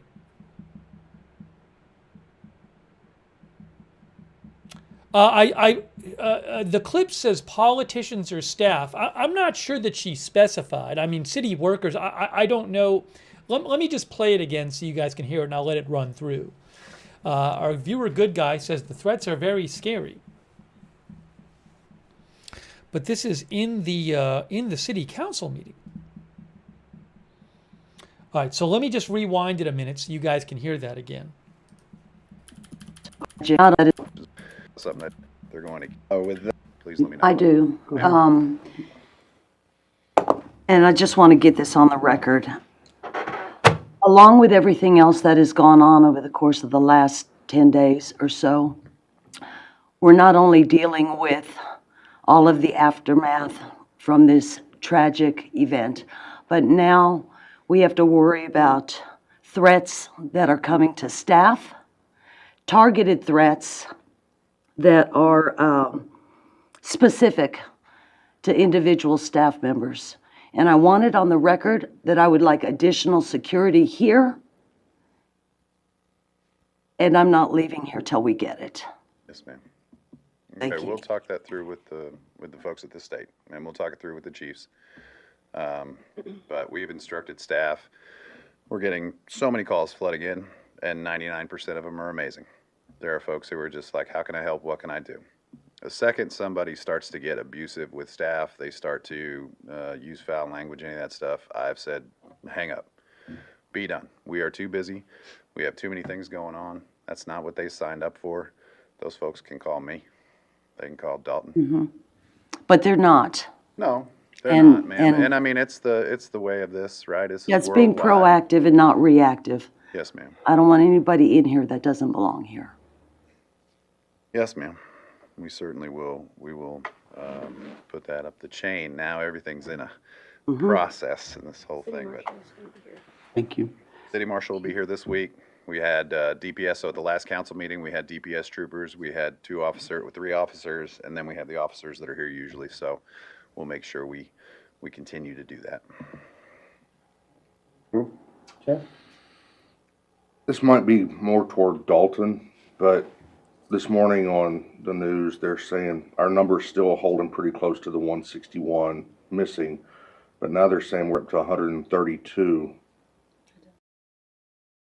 So this, just to let you know, this city council meeting was before the press conference. If you missed it, we covered the state press conference with Governor Abbott a short while ago. You can rewind and watch that. Governor Abbott announced that in the press conference that there are a total of 101 missing in the state, which has dropped from 160, 170 or so, which is good. I mean, it's better than it going up and better than staying the same. You wish it would drop further, but and the number of dead stayed around the same, 131. So he's talking about 160, but that's from before. This was, earlier today before we heard from the state officials. This morning on the news, they're saying our number's still holding pretty close to the 161 missing, but now they're saying we're up to 132 recovered. That entire length from Hunt down to Canyon Lake, or is that just here, sir? I haven't heard a good number yet. Yeah, I think that 132 is numbers from all over the state or in the flooding stuff. We get updated numbers typically in the evening, so I haven't got today's numbers yet. I just need to follow up with them. The 161 is holding pretty steady. It will fluctuate. What we want to make sure that we have, and Texas DPS is the one that is navigating all of that. It is a one source of information, which before it was kind of multiple.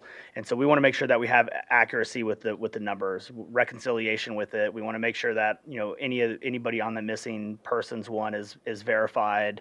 And so that's why that Texas DPS is kind of holding those numbers.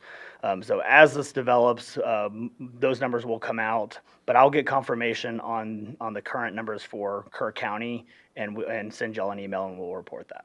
Thank you, sir. That's more to pray for. Yes, yesterday I attended this task force meeting with TDM. Ken Bell spoke to us, and his message, if we said nothing else today, would be no more donations. We're at capacity. We appreciate all of the donations, but we literally just don't have the space, the time, and people to manage it. So hold on to it in your place of location, wherever that is, whether it's another state, another city, another county. By the way, she does not mean no more financial donations. It sounds like she means no more like physical objects donations. And at some point, if it's still an offer and we still need it, we'll be happy to take it. But we just can't take any more. There's a couple of committees he wants us to look at forming in the future, and that would be unmet needs groups of folks who I know the first day I was at EOC, a man walked in who had lost his identification, for instance, and we did not have the ability to duplicate that for him. But, you know, now that we've kind of got a system and we know who's who and have a lot of help, we might be able to get back in touch with folks like that and help them now when we couldn't before. And then a long-term range recovery group. He thought at some point we might want to have a committee that looks at long-term, because right now we're still looking at immediate needs and taking care of those. But so that was what I was told to mention today in today's meeting. And the 210-895-3212 number is still a good hotline number for help of any kind, whether you Billy Jeans called, for instance, and said, we need to get some canines over and just check our debris before we remove it, things like that. So that's a good number. Yeah, and on that note, Delane, I'm also getting inquiries about where people can bring personal stuff belonging to other people that need to be returned. Is there a centralized location where we can start dropping that kind of stuff off? Oh, that's a tough one, right? I can answer that one. You can? Yeah, so we very early on, we started getting questions about that.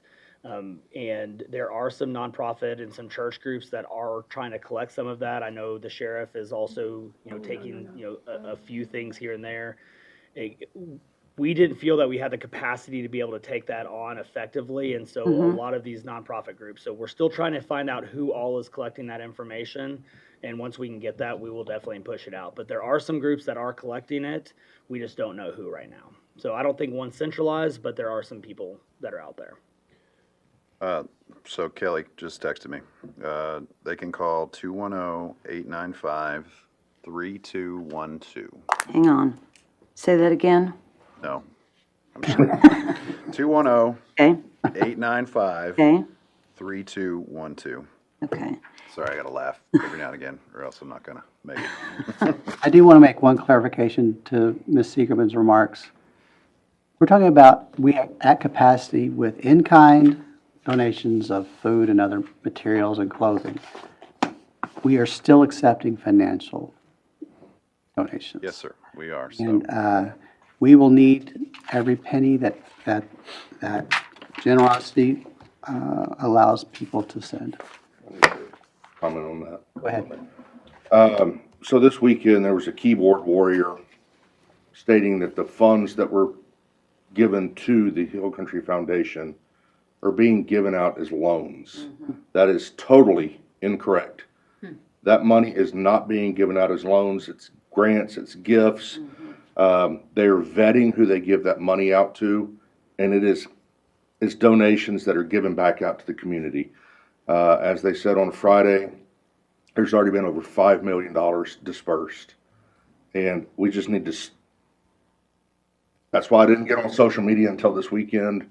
And I saw that, and we just have to dispel those rumors that people are saying that. So it's not a loan, they're not getting interest on it, and they don't have to pay it back. Other comments? Okay, let me close with this comment. Sir, if you don't mind, I Go was ahead. going to answer Please, Councilwoman go ahead. Siegerman's question about the gentleman who lost his identification. So DSHS has set up a family assistance center, and they have, it's not public, because it's for people who have lost, and so, Right. you know, Yeah, we gotta it's- kind of guard that. But they are represented there is Postal Service, driver's license, passports, Department of Information, Department of Insurance resources. So a lot of folks, I mean, if they're like a lot of folks, they're like, I have insurance, but I don't know what my policy number is. And some folks are like, I don't even know who my carrier is. And they have those resources to pull that stuff up for them. There's counseling resources there. There's a litany of resources for those folks. And so if they can look up Family Assistance Center. Real quick, the Family Assistance Center is obviously for victims or victims' families are injured. The Disaster Recovery Center is a mirrored version of the Family Assistance Center, open to the public for those exact things, and that's at First Baptist Church. That is the one that anybody who has any vital records that they've lost, anything damage related, flood related, that is where they're going to want to go, as the Disaster Recovery Center. At Trinity? First Baptist. First, okay. On Washington On Street. Washington, right, okay.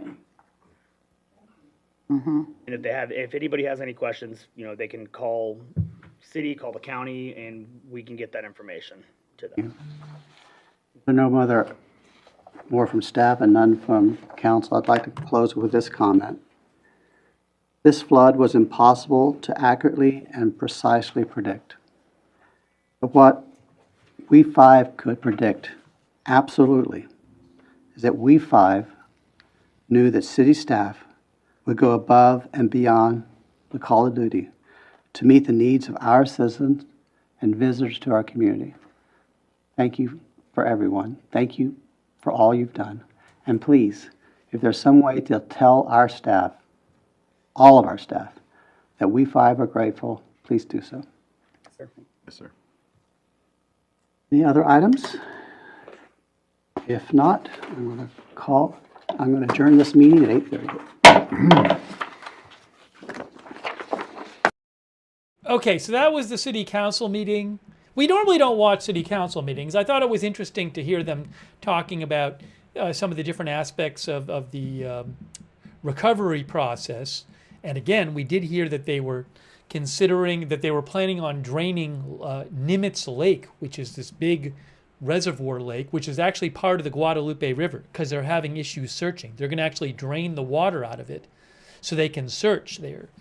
The one thing we didn't hear, which I wanted to hear, which I realized was in a different meeting, was Judge Kelly gave an update today where he talked about an RV being found like in the river under, I believe, 27 feet in the river and under gravel. And that turns out that was in the county commissioners meeting. But I have the county commissioners meeting here, but that meeting is like 2 hours long. So I don't know if he's, maybe I think they talked about, I think in that meeting they talked right at the start about, gave an update. So it's possible that if we just check that meeting and we check right at the start of it, we'll get to hear what Judge Kelly said about it. Under God. So I'm gonna check really quick just to see. There's Rob Kelly right there in the middle. So this is the Kerr County Commissioners meeting. I'm not going to play the whole thing, but I would like to get that update about from the judge. Gretchen says it was at the start of the meeting. Okay, well that makes it easier. So let's just look at this real quick and see if we can get that update from the judge. He's sitting right in the middle. As we get into the public input. Hold on. Thank you. I'm so proud to be a part of the member. I'm going to skip ahead to where he's talking. We're here to say thank you, but also It's probably after the people speak, members of the public speak, I would assume. No,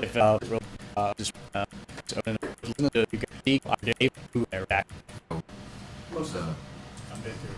Well, okay. Let's see if next this one is is Christine Pugh. Oh no, this is not. They're not done with the members speaking. Keep it very brief. I know y'all need a lot of answers, and we can't give y'all those answers. We're trying to think happened that there would be a meeting in Centerpoint about incorporation. We had a Hold on. When that it was coming, we went door to door, and that from our AM, all of our people in trucks were sent out. Hands and only indicated that only one person. Let me go back to see what this person is saying. Right, because we need to know who's out there and who's on the river. That's most important. And again, all of that's available online. Each one, everybody. By the way, a quick thanks to John Paul LaChance for the memberships. Thank you, Dennis Michael Kennedy. Dennis, I don't think it was said in the press conference today. I don't know if it was said whether any of the dead are unidentified. I don't remember that, but I might have just been said and I missed it, so I'm not sure. Thank you also, Specific Gravity. And also, I'm sorry, thank you to Marotine Briano Idea on Twitch, and Stunned in the North on Twitch, and Carlos Lycia on Twitch, and Oxytropis on Twitch. Also, Will Okla, and Matthew Kohai 3 and CC 143. Sorry, I did a bad job of thanking the Twitch people. I'm sorry I'm so behind. Gaddafi 916 on Twitch, Crazy and KY, Erasmus, Redefine Happiness, Hefty Charter over there on Twitch. And Twitch people. Kristen McConnell Gates on Facebook, thank you. And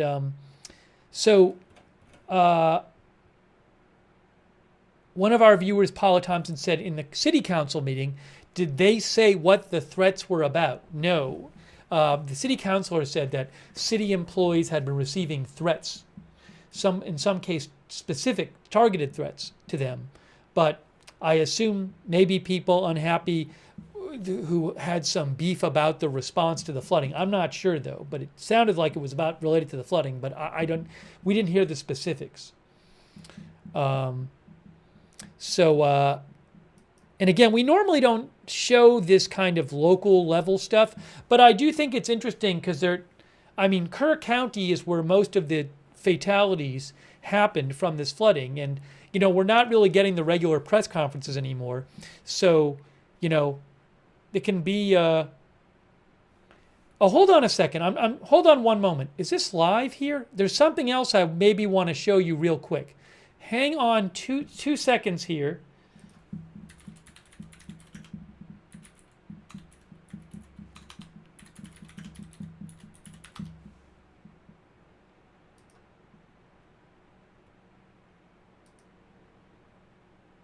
What is going on here? Give me 1 sec.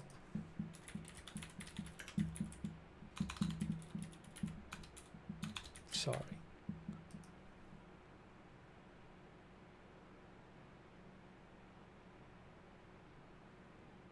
Okay, that's not right now.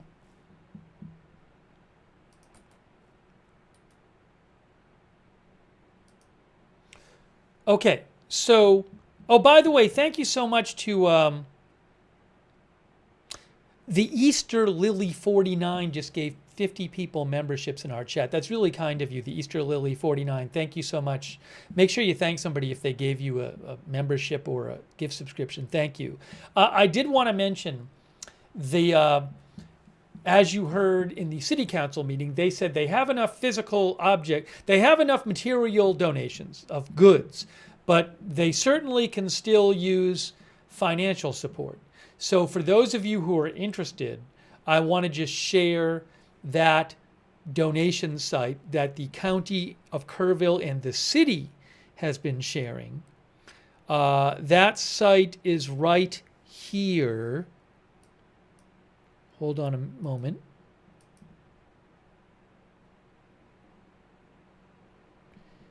I just wanted to mention that. Sorry, I'm just pulling it up right here.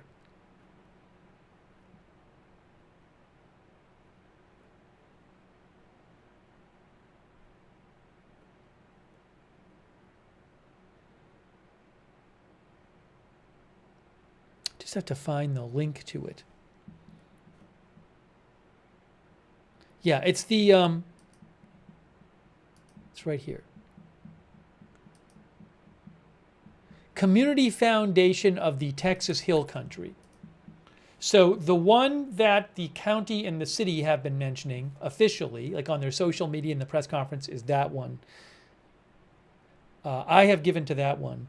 But this again, also you can go to GoFundMe, and I believe GoFundMe has a page of, they might have their own one at GoFundMe. I'll check that in a second. But I did want to call your attention to this one. And I'll put the link in the chat for people who want to read more about it there. And then GoFundMe had, if you go to GoFundMe.com, yeah, they literally have Texas flooding, help those impacted by flooding in Texas. And if you click on it, they have a flood relief fund. And they also have specific GoFundMes that you can look up there if you want to read more about them. But that is a flood relief fund there that GoFundMe is doing. So I'm just, for people who want to give a donation, those are a couple of ways you could do it.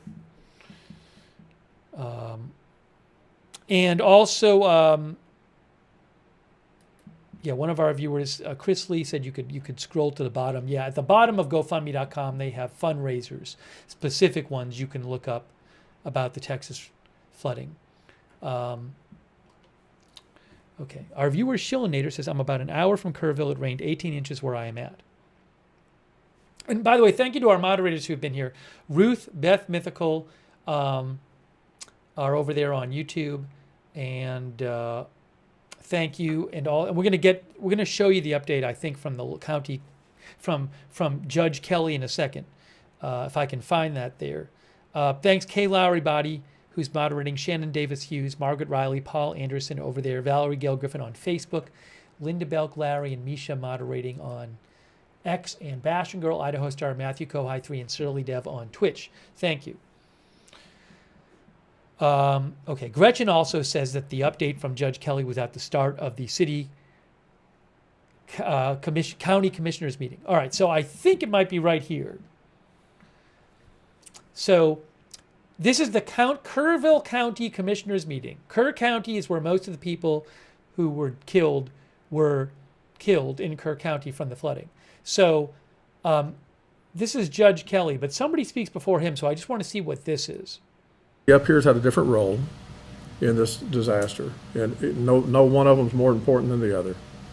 And so my hat's off to all of my brothers up here. They've worked hard, countless hours, but we don't care. We're here to do what we're supposed to do. And so thank y'all. We ask for patience in this, not to sit back and not get answers, but patience, because we need it right now, because we're in the midst of still the aftermath of the storm that's to come too. And so we're trying to prepare for that. So I appreciate all of you. Thank you. All right. Well, I hear the need to be brief. I'll try, but there's too many things that need to be said. I'll cut you off. Go ahead. We got to get this done. Yeah, okay. Just to close the loop on, I mentioned in the last court, back before all this stuff happened, that there would be a meeting in Center Point about incorporation. We had a great discussion, about 25 people in attendance, and after discussing pros and cons of incorporating, interested in lost in the flood and for their families. We've never seen any condolences and prayers go out to all who were lost in the flood and for their families. We've never seen anything like this. But I am immensely proud of the Center Point Volunteer Fire Department in particular. Of course, I'm a member, so I'm biased. Members of that swift water response team were called out to Ingram about 3 a.m.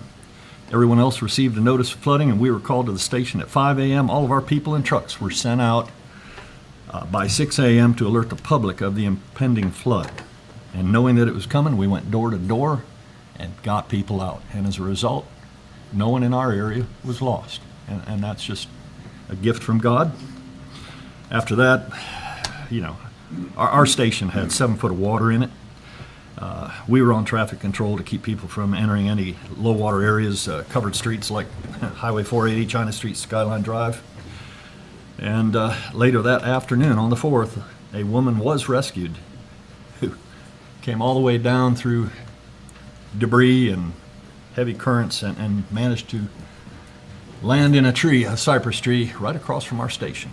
And we eventually got to her, and a rescue was performed. It wasn't easy because the water was still raging. It took us a while to line up a second boat, so we probably need to consider another swiftwater response boat, but there's probably a lot of other things we need to add to that list too, and I'm sure we'll talk about it. Then search and rescue operations began early Saturday morning, continued each day until yesterday when the search and rescue was suspended due to the heavy rain and predicted flooding. We did see the river rise by 7 to 8 feet, as was predicted. But that was a gift, again, from God to give us all some rest and a chance to regroup and reassess. After the first couple of days of search and rescue, where Commissioner Holt also joined us, I've focused my efforts now on the community. And so we've been going out door to door with a team of volunteers, trying to knock and assess the damage, and then pair people who have had a lot of damage with the resources that are available, and there's tremendous resources. At the station that same night, on the 4th, once the water receded, we were left with 4 to 6 inches of mud in the station, and it was quite a clean-out effort till about midnight, just so we could park trucks in. That doesn't deal with any of the other damage there, but the outpouring of assistance has just been outstanding. That team I mentioned that went out, knocked on doors to assess damage, do welfare checks. We've identified about 25 homes that had heavy damage, and we've already connected them with volunteers who are helping to resolve their issues. Several donated RV trailers were made available for residents who lost their home. And with support from the Centerpoint ISD and the Centerpoint VFD, we were able to set up a food, water, and cleaning supplies distribution center at the school's gymnasium on China Street. And they've just done a wonderful job. By Sunday the 6th, we had over 1,500 volunteers working out in the floodplain conducting search and rescue. We didn't turn people away. I mean, a little bit of chaos, but it was amazing how organized it actually was. So, despite this tragedy of this event, we have seen the best of humanity. We truly see God's hand at work. There are too many people and agencies to name to have all worked tirelessly to help us in our time of need. The coordination and resources made available have been tremendous. There were too many volunteers to name and acknowledge, but I do want to personally thank Harry Holt, a private citizen, not a member of our fire department, but he has been the focal point of the Centerpoint response. We couldn't have done what we've done without him. And I also want to thank Chief Wes Gordon for his work at the EOC and helping to fill the needs of all the VFDs. And then lastly, I want to just thank the community support team in Centerpoint, and namely Christy Richards, Carla Perry, Amanda Whitworth, Brittany Butler, Brittany Cranford, and Robbie Pettifoes. They've all been wonderful and made huge contributions. And then lastly, I'm just going to comment, because it won't come up later, that it's sad to see the evil that's out there as well. In the midst of all this, the beauty, I've been getting death threats. Can you imagine? And people cursing us for decisions that we never had a chance to make, and they're just playing a blame game. So, Joe Biden didn't give us $10 million for a flood warning system. Now that's just false information. We did get $10 million in ARPA funds, okay, and we used it for a radio system to help with emergency response. So, anyway, I guess that's all I say, but I'll stop there. Thank you. I just want to comment on that real quick. I believe that was Rich Paces, if I have this right. Because there's a news story about this from AP which identifies the person who said that as Rich Paces, Kerr County Commissioner. So I believe it is Rich Paces. And he said that he has gotten death threats over this. So we just watched the city council meeting, Kerrville City Council meeting, where one of the city councilors said that city employees were getting threats. I forget the exact language she used. She said, what did she say specifically? If I can pull it up here. I'm looking here. Yeah, threats to city officials and staff. She didn't get into the details, but she said they needed extra security for people who worked for the city. And we just heard one of the county commissioners say that he had gotten death threats, and he says others have been getting threats as well. So, I mean, that's happening. You've heard it now twice from one of the city councilors and one of the county commissioners. I'll play that little part again so you can hear it again. Just playing a blame game. Duty. You know, I've been getting death threats. Can you imagine? And people cursing us for decisions that we never had a chance to make, and they're just playing a blame game. So, you know, Joe Biden didn't give us $10 million for a flood warning system. No, that's just false information. We did get $10 million in ARPA funds, okay, and we used it for a radio system to help with emergency response. So, anyway, I guess that's all I say, but I'll stop there. Thank you. So we're going to show you I want to hear what Judge Kelly had to say, which is coming up in this meeting. I'll take a couple of comments here. But again, it's striking to hear them talking about this. Let's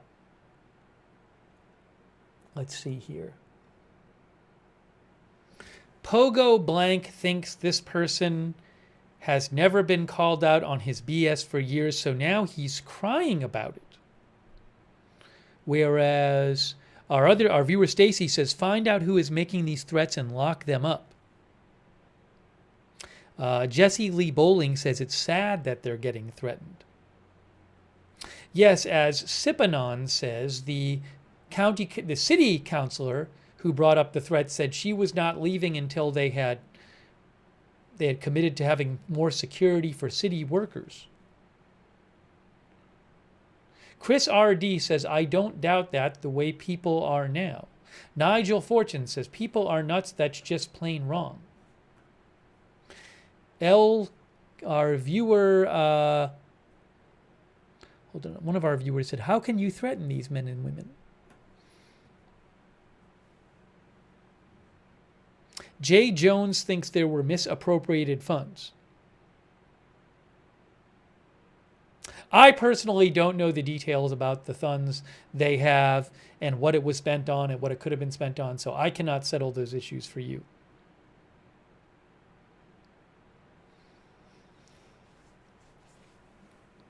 Dirt Cheap says $10 million for a radio system. What kind is that? Again, I do not know the specifics here.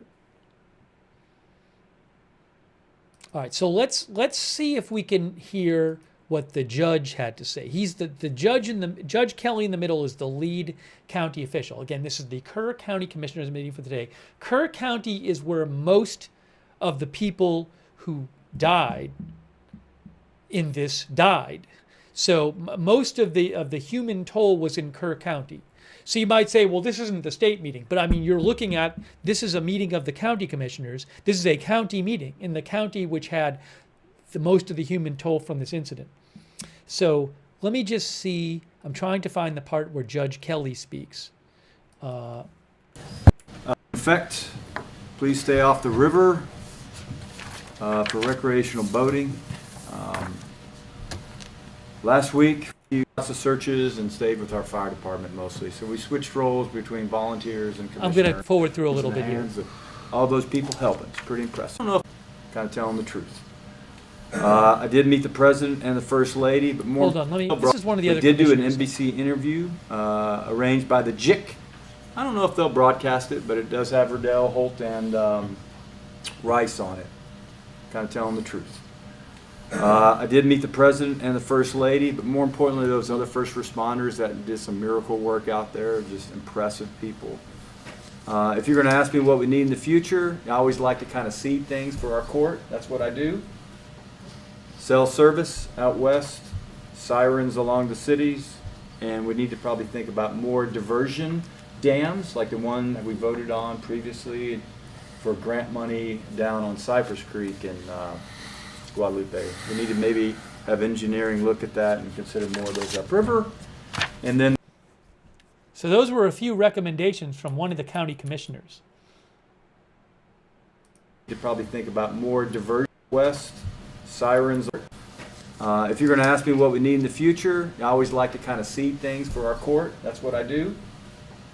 Cell service out west, sirens along the cities, and we need to probably think about more diversion dams, like the one that we voted on previously for grant money down on Cypress Creek in Guadalupe. We need to maybe have engineering look at that and consider more of those upriver.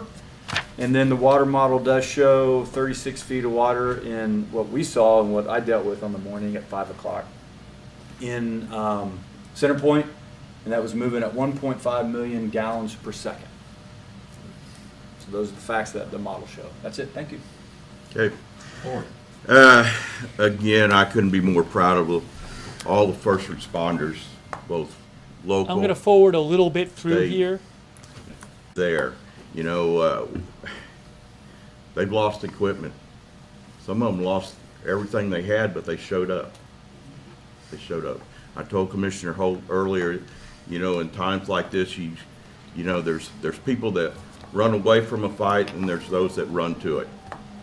We got a lot more running to it and answered the bell. The churches, oh wow, I wouldn't even begin to start naming them because I'd leave somebody out. They have stepped up in whatever role they needed to be, whether it's housing people, taking in donations, what have you. Let me forward They're through there. a little bit here. Every one of them. It's amazing from day one. Hold on. And food vendors, they've come from everywhere that isn't covered right now. I'm just forward through a little bit. A before we get biggie, to the judge. false rumors. I spend every day I'm stomping out false rumors. And please check. Call us, check the websites, Facebook, whatever. And I've been checking social media. That's where I find a lot of them. And fortunately, I can get to the source and stomp them out pretty quickly. You know, if it sounds too foolish to be true, it probably is. Follow Kerr County Facebook page, the website, mine. I put everything on mine. Don Harris, Kerr County Commissioner. Tom and I have been working on debris with Tatum all week long. I mean, we started, the first meeting was probably last Sunday before last, Tom, I think. And finally got it going our way. I think last Monday, Tom and I just took a huge sigh of relief when they said the state's taken over on the debris deal. Wow, that was a huge concern. Otherwise, it would have been dumped on us taxpayers. So that's huge. And that's about it. I want to keep it short. Good. Let's move on to the consideration agenda. 1.1 is to consider, discuss, and take appropriate action following an update on the status of recovery efforts from the July 4th flooding. We've been hearing the status. One thing that and Sheriff, is there anything you'd like to report? Real briefly, I thought there was. As y'all heard several times, search continues. Unfortunately, we lost about a half or three-quarter of a day yesterday to the river going up. But like I said, like y'all said, I've been assured by the governor and the president, you know, we will have the resources to get the job done. You know, how long is it going to take? You know, who knows? You know, I think we'll still go strong for another month or two, up to maybe 6 months, winding down as we move on. But like I said, we continue to have the resources and assets we need, and we'll keep looking. Just to be clear, he said they're going to be searching for another month or two, up to 6 months. And moving forward. Judge. For those of you that haven't driven by the Hill Country Youth Event Center, it is buzzing. I don't know how many people we have that the state has deployed. I know that there are 2,200 people. 2,200, and they are busy. And yes, the state has stepped up, and they're going to pay the lion's share of this debris removal. I can tell you that one of the most unique things about that building over there right now is, with all these various state agencies and federal agencies, we've got the FBI, we've got the DEA, we've got the Border Patrol, and the collaboration and cooperation is truly inspiring. I can tell you from everything that I've seen over there, and I've been in all those rooms, I've sat at most of those tables as I mingle around there at the Emergency Operations Center. There is not a single ego in that room, in all those rooms. They are there to serve. It is not about them. The egos, some of them out here in the public, we've had to deal with a little bit of that. But in that room, I'm telling you, those people have rolled up their sleeves, gone to work. What I say about emergency management, it's a process. And you do it one step at a time. And you work through it one step at a time. And that's what, in different roles, that's what every person on this court has done. Saturday morning, Commissioner Holt and I were out accepting another donation from USAA, another $1 million. I've got phone calls I haven't been able to return with people trying to donate money to help us. We are loved and cared for here. Know that. Know that these people have our backs, and we're going to get through this. And it's going to be one process at a time. We'll get to the lake when we get to the lake. And the first phase of any type of emergency response is search and rescue. And we have been up to our eyeballs in search and rescue. This is what, day 10? Day 11, sir. Day 11? I'm losing track. They all blend together. And search and rescue remains our top priority. But, and that's what we were doing yesterday. We've moved on to also include recovery. And that's where we had the people out in the river basin doing a lot of work. We're trying to get a handle on things. So just be patient with it as we go forward. I don't know of any particular action we can take other than the items we have on the agenda. One more point, though, that needs to be made, and because I think the more you are informed, the better. We just can only deal with facts. And there is a plan in place right now to accomplish draining the lake. And that's what I wanted to relate. Yeah, we can't go any further with that other than tell you that's being looked at right now. And know that that is going to be an enormous undertaking because of the endangered species issues that we have. The mussels. Right. Hopefully they went downstream. I think they got washed downstream. They're gone. All the Right. How would For those who didn't see it earlier, in the city council, Kerrville City Council meeting, they said they were planning on draining Lake Nimitz, which is it's part of the river, but they use it it's dammed and they use it as a reservoir. And they said that they needed to drain Lake Nimitz so they could search in there because they said it's the water, it has debris in it and it's dark and it's too difficult for them to search. So I assume they're talking about the same lake here. They might be talking about a different one, but literally talking about. We looked it up. I mean, I looked on Google Maps and Lake Nimitz was more than a mile long. So it's a large body of water, or a large part of that river, and they're talking about draining it just so they can search, you know? So that's, whether they're talking about that or another lake here, that's what they're referring to. Wouldn't assume that. I think a lot of them are going to be stacked up right against that dam. Yeah, you may be right. Yeah. I was hoping the lily pads would be gone. But there is a When the plan water working right recedes, now. they pop right back up. Y'all are doing a great job. Right. Do we have any action that we need to take on just reporting the status of where we are with the disaster response? Okay. Judge, just one thing for consideration is that I know this is going to go on, and we probably need to think about scaling the EOC down to something long-term, where we have. I'm trying to get to the judge's update. That's in an update right now. In fact, I can tell you, badge. I was there yesterday, and I would say we're running about 50% staff. We've got to rotate people out to get some rest. If you're not good for yourself, you're not good for anyone. And so we've been trying to get people to take a half a day off, and come in teams where, like yesterday, I was there, Dub was not. Dub's there today, I'll be back there this afternoon. That's kind of the way we're doing it. Right. Okay, so moving on to item 1.2. Consider, discuss, and take appropriate action to approve a non-disclosure agreement for access to a vendor security packet. Did I miss The judge's update? Where is the judge's? We heard the other commissioners. I didn't hear the judge speak, though. And I know he spoke because I was trying to get you some of what he had to say. The problem is it's like I'm not going to play the whole meeting. It's like a 2-hour meeting. There's a part where he talked about an RV being found buried in the river. Does anyone know where that is? People in the chat were saying it was at the beginning. But the judge is right here. That's Rob Kelly. He is the head elected official there. Now, I was just trying to find you when he said that.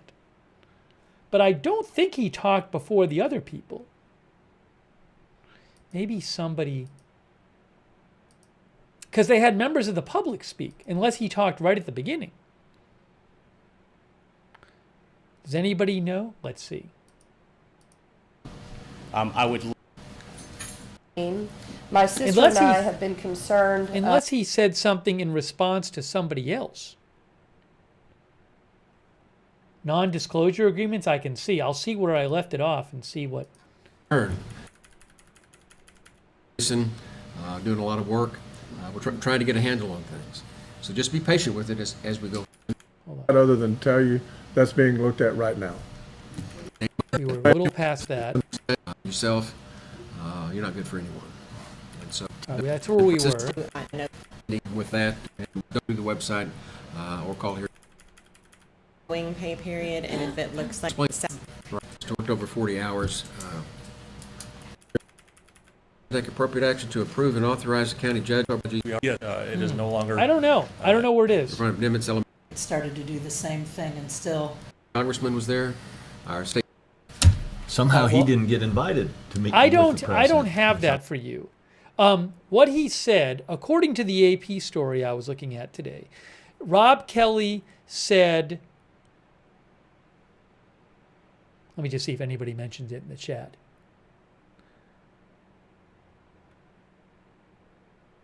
No, I don't see anybody saying it. According to AP, Judge Kelly said during this meeting, it's difficult to determine exactly how many tourists were in the area when the flooding occurred. He said, we've heard accounts of trailer after trailer after trailer being swept into the river with families in them, can't find the trailers. It's what we don't know. We don't know how many of them there are. He said he had been told of one trailer that was found completely covered in gravel 27 feet below the surface of the river. He said sonar crews have been searching the river and local lakes and more are expected to arrive. Anyways, I'm sorry I couldn't find that one part of the meeting. I just don't know where it is. And it's like a 2-hour meeting. So, and I looked at the beginning and I didn't see part where he was talking. Unless it was right at the beginning. But I really did check. Right at the beginning? No, people are talking right at the beginning. Anyways, by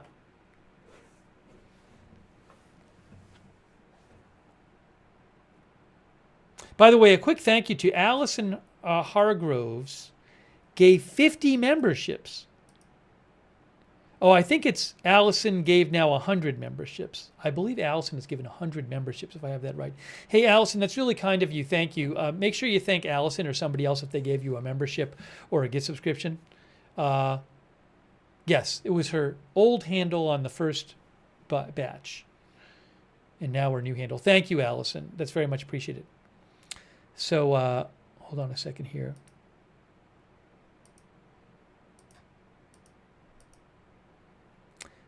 I didn't see anybody in the chat say, hey, this is where exactly in that meeting this is. Anyways, so they are going to be open the transcript. Oh, the transcript on YouTube. I see. You're saying I could pull up is there a transcript on the YouTube? I'm looking at it. I don't see one here. I know sometimes some of the videos have transcripts on them. But I am not seeing it for that. I'm not seeing an option for it.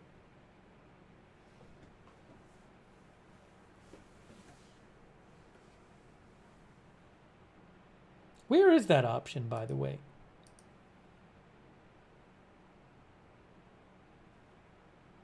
Anyways, I cannot find it there myself. Save, share.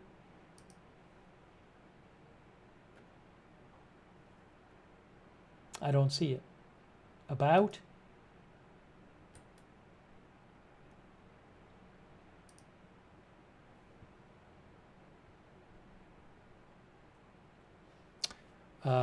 Okay. No, that wasn't at the city council meeting.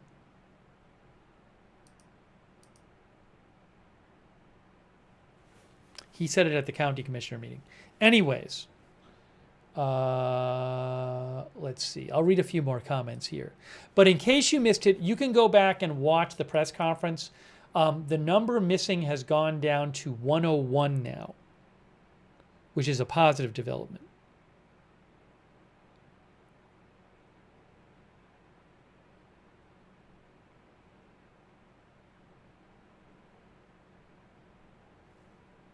At the bottom of the description, after you hear more,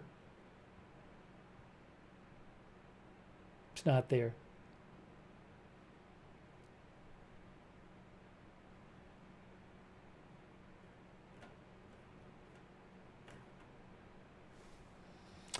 Let me just see if I have any other updates for you on this.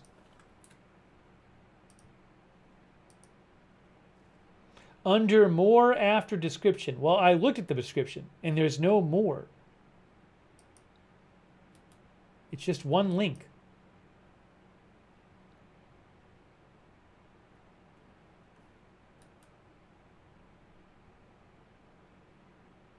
If the creator allowed captions, it'll pop up right next to the video.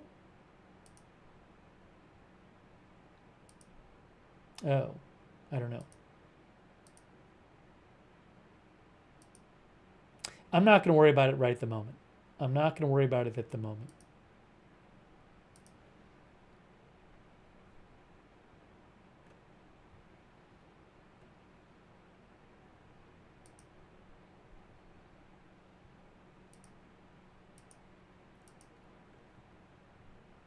Evelyn in Maine says some of them don't have transcripts available.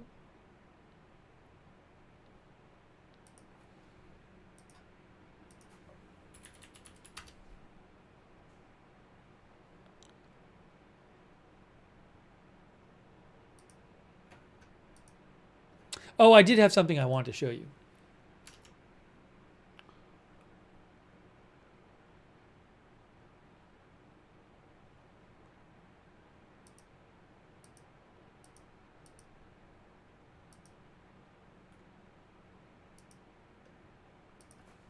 So there was an article today. You know, I'm not going to start. There's all these different questions about, you know, could something have been done differently, and should something have been done differently to warn people? So I'm not. I mean, I'm not. I'm not going to provide an analysis for you of that or opinion. There's obviously a lot of different opinions around and a lot of different arguments for different conclusions about that. But what I did want to show you is just another, you know, like kind of, you see kind of different reports come out every day or every couple days. This was a report today from the Washington Post. Camp Mystic's leader got a life-threatening flood alert. They evacuated an hour later.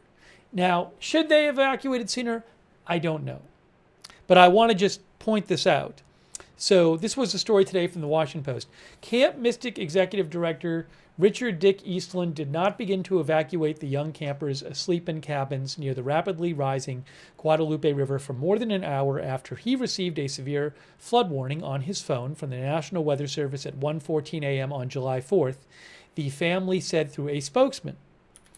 Eastland, he died in this. Eastland, who had run the beloved Christian-centered all-girls camp in Hunt, Texas with his wife since the 1980s, rallied family members, some of whom lived and worked at the camp, on walkie-talkies to assess the situation soon after that alert went out at 1:14 a.m., said the family spokesman.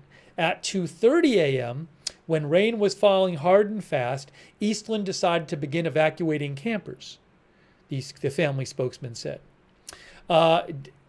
Dick Eastland's son said last week that the warning came fast. The camp had previously been under a flood watch that leadership was aware of.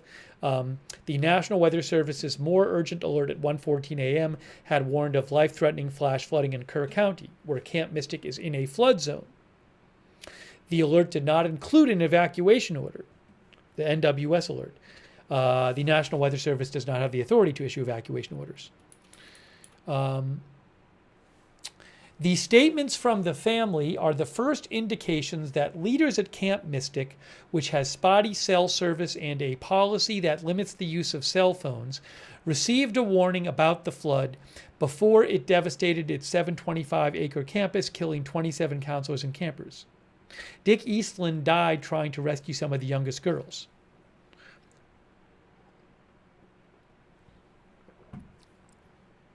Okay.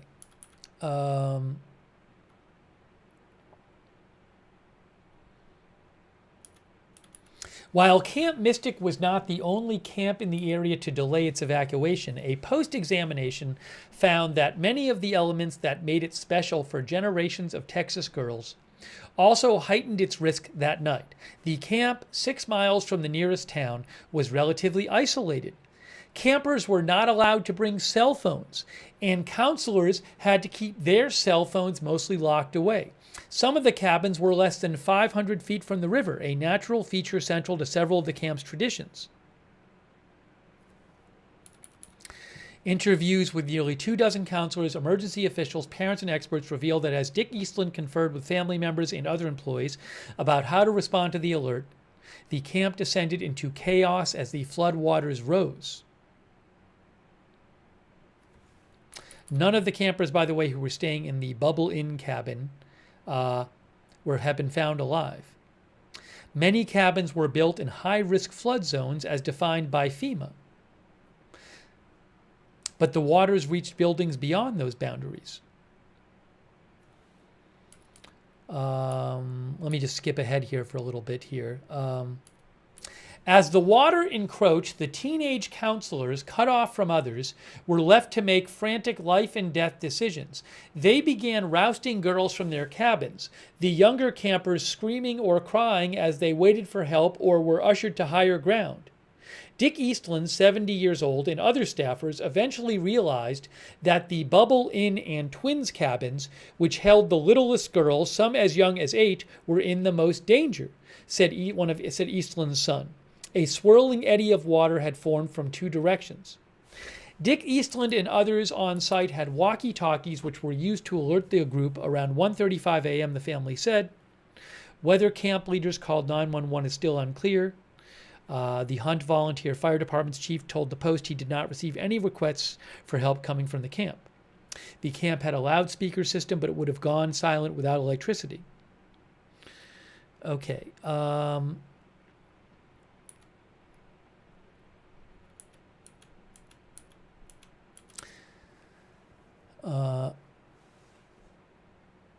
In his previous interview, Eastland's son, the head chef at the camp, said he and others in charge on July 4th did not expect the ferocity of the flood to come. He said, "We've never had the water this high ever." Another one of Eastland's son waded through the water to rescue the girls in the twins' cabins, and his father moved toward Bubble Inn. Dick Eastland radioed that he needed help. Then nothing. In the darkness of night, rain coming down, just chaos, Eastland Jr. said, "I just can't believe." His voice trailed away.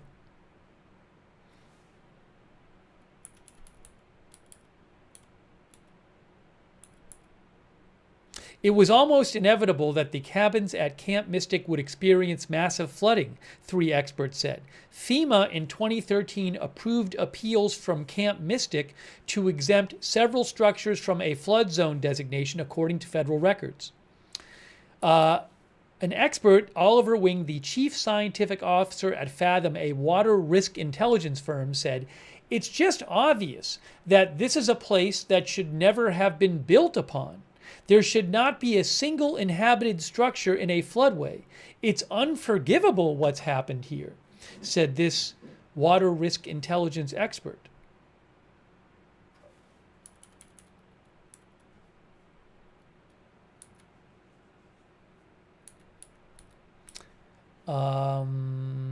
An automated flood warning system that had relied on water gauges was installed along the Guadalupe River in 1989, but a decade later, the company that monitored it had closed and river authorities shut it down, so locals returned to the old-fashioned way, with river spotters issuing warnings via telephone up and down the waterway, according to the Kerrville Daily Times.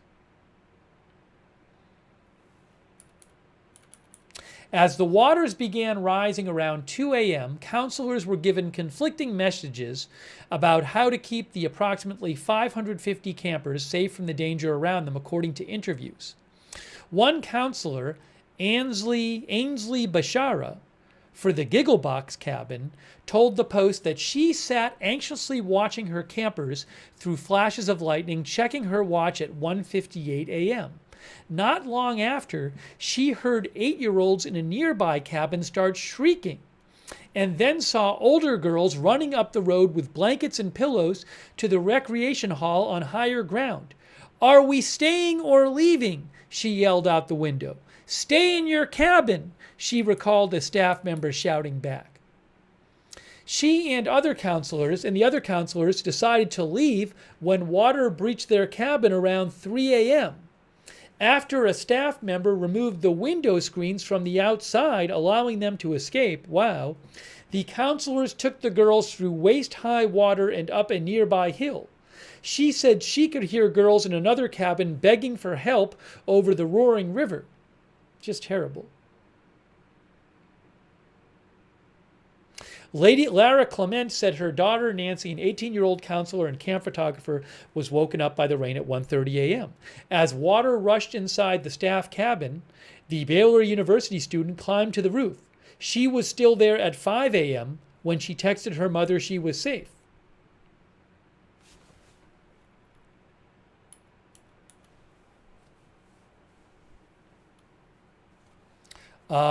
One girl, 9 years old, was woken by her counselor, who told the campers to form buddy teams. The counselors led the girls, still in their pajamas and some without shoes, through chest-high water to a nearby hill.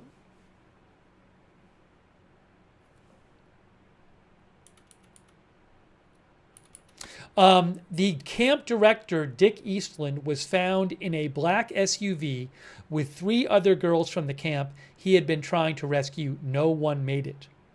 Terrible.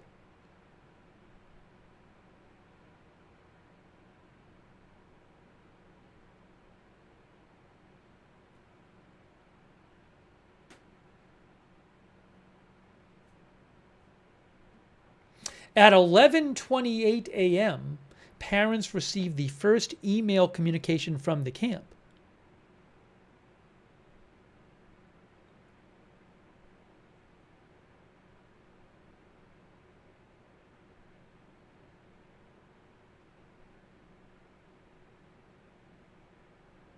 This is interesting. What is this here? Who is this they're talking about? A parent of 2 girls at the camp said that at 7:48 a.m., a parent of 2 girls at the camp, Aldrich, sent a private text to Mary Liz Eastland, the camp co-director, whom she had known since childhood, when they'd both been campers at Mystic. The 2 were also in a group chat of camp alumni. The parents said in the text, "I'm getting lots of nervous texts from my lookout cabin moms and mother-in-law. I'm sure you're extremely busy. Is everyone okay and safe? Hungry and or thirsty is fine as long as no one washed away," Aldrich wrote. No answer. At 9:09 a.m., Aldrich, the parent, heard back from Mary Liz on the 2001 Camp Mystic group chat. "Your girls are okay," Mary Liz texted. "ML, are you okay?" Aldrich texted back. "No," she said.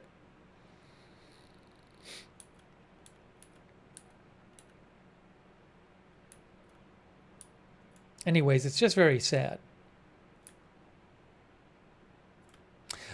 Sydney says, why would they stay in the cabins instead of evacuating ASAP, our viewer?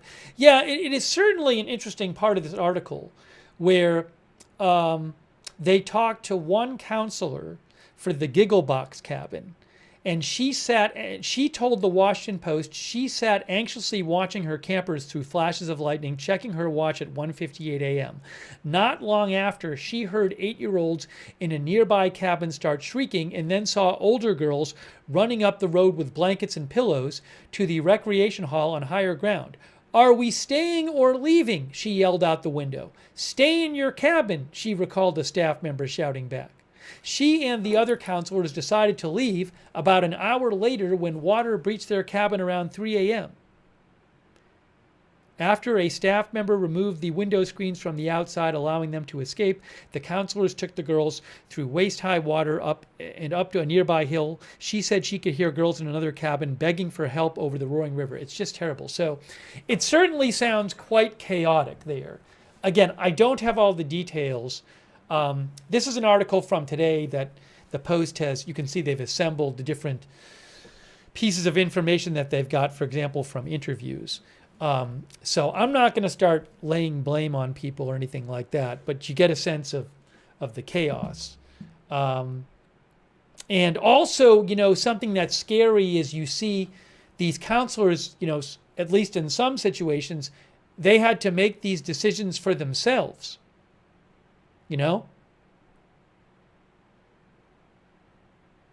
They just had to decide what to do.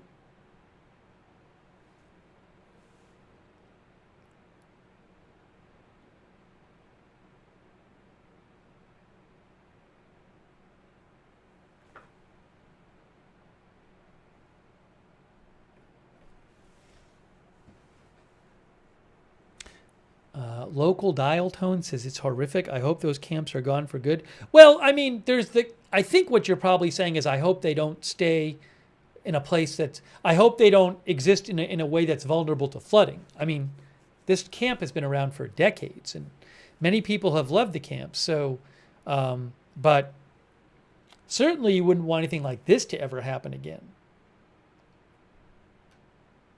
Ruth says, very bad place for a camp.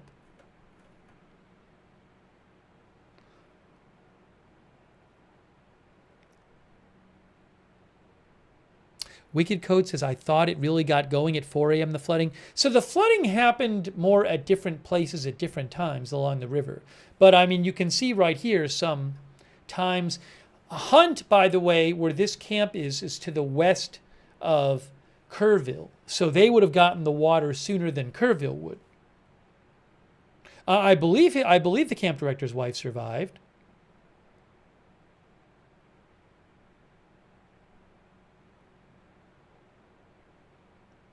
Archie Girl says, I feel bad for those who lost their lives, but this could have been prevented, so many failures. Sydney says, why would they stay in the cabin instead of evacuating ASAP? Then there was another thing. So this is a different article, which I think was from yesterday, which was referred to in that previous article. FEMA approved Camp Mystic appeals to remove buildings from flood zone. Again, I'm not blaming anyone here. I'm just passing along this information. FEMA approved appeals from Camp Mystic to remove several structures from a flood zone over a decade before extreme flooding in central Texas swamped the Christian Girls Camp and killed 27 campers and counselors, according to FEMA records. In 2013, the agency exempted 15 Camp Mystic buildings near the river from a special flood hazard area, a region where a 100-year flood has a 1% chance of occurring in any given year.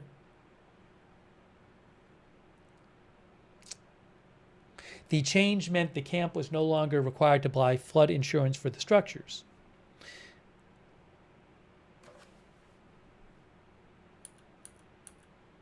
The camp's appeals, which the AP first reported, provide a window into how federal regulators in Camp Mystic assessed flood risks as scrutiny grows over whether federal authorities and Kerr County officials adequately warned residents ahead of the devastating flash floods this month. A professor of political science at Syracuse University who has researched FEMA's flood mapping, Sarah Prowley, says Camp Mystic appealing FEMA's maps while hosting hundreds of girls every summer is not just disappointing, it's very disturbing, said the professor. You would think that in that situation they would err on the side of extreme caution given who they are supposed to be taking care of. That professor said it has become increasingly common for property owners to appeal FEMA's flood maps to avoid paying for flood insurance or regulations on construction in flood zones. She said there's just a lot of places that are not taking risks seriously. We're trying to shrink the FEMA maps and take properties out of them, and it just seems like the wrong way to be going.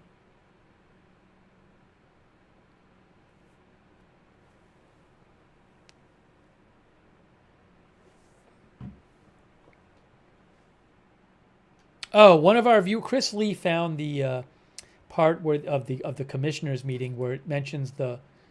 Chris said he found the part of the county commissioners meeting where they mentioned the RV that was found under the river.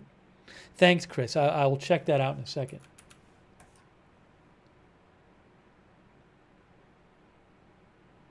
Chris Hart thinks the professor is right.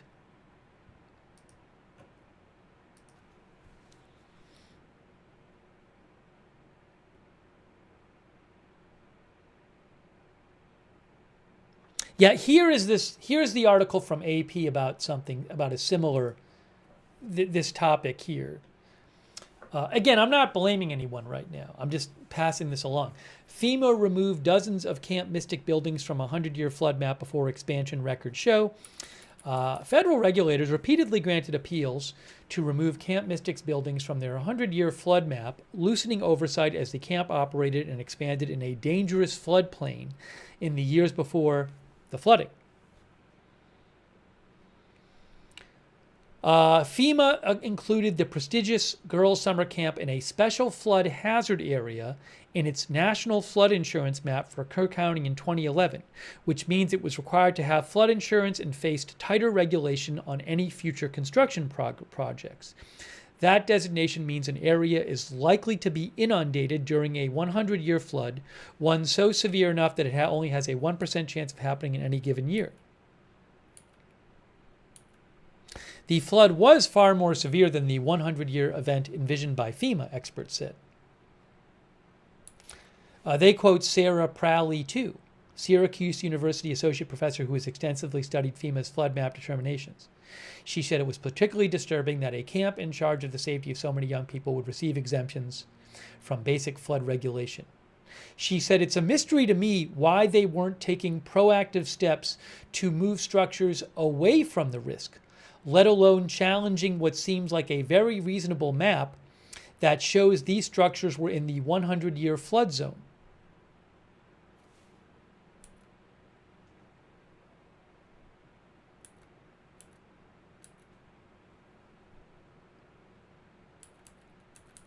Experts said Camp Mystic's request to amend the FEMA map could have been an attempt to avoid the requirement to carry flood insurance, to lower the camp's insurance premiums, or to pave the way for renovating or adding new structures under less costly regulations.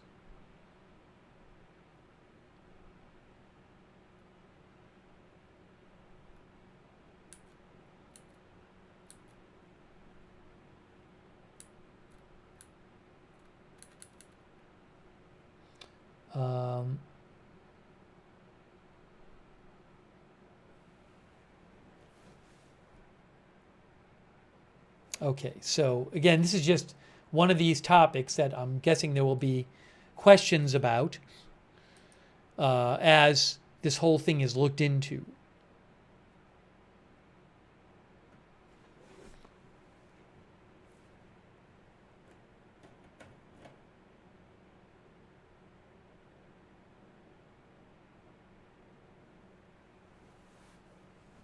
Rita thinks that they would likely would have had to jack the cabins up higher on the ground. Or you're saying now, if they were to stay, or you're saying before, they would have to jack the cabins up higher if they were to stay in the higher flood zone?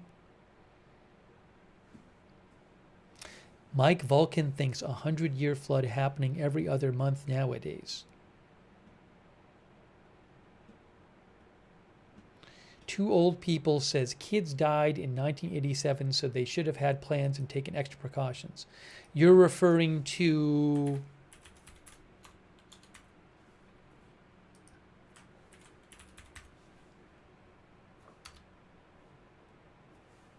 This was an incident the Washington Post mentioned.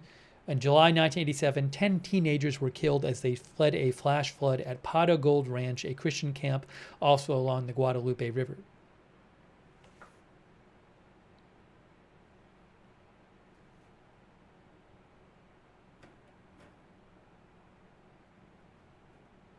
Oh, I do want to mention our viewer said he found, I forget who it was. I said his name before. He said he found the place where the Judge Kelly, who's the lead elected official in Kerr County, mentioned a RV that was found under gravel in the river. Is this it right here? Hold on.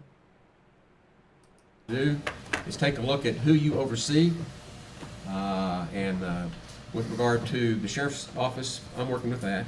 I'm working with them directly, but make recommendations back to us, and that would be helpful rather than us trying to figure out what to do with the people that you work with. Right. So that's just a request. And the sheriff's department has already worked up some stuff. Oh, we're working. Yeah. We got all kinds of stuff. Right. Hold on. Okay, so that was more informational.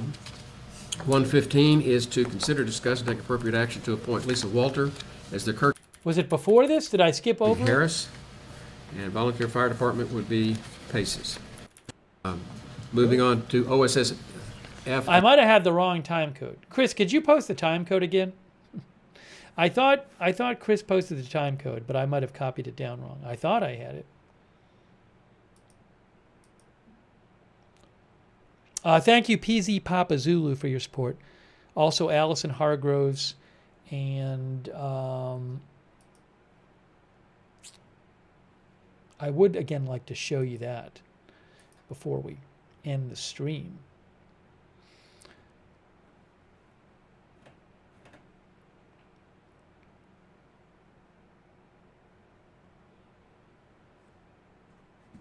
Kevin Howard said the counselors did not leave those girls.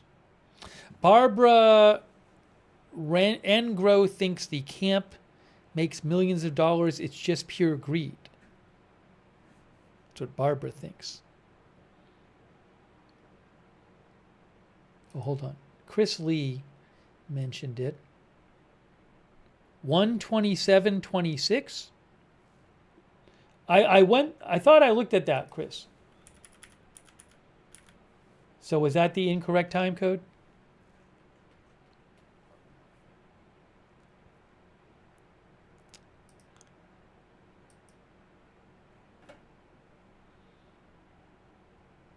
All right.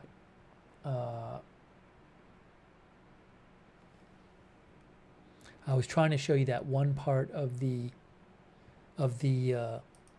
briefing.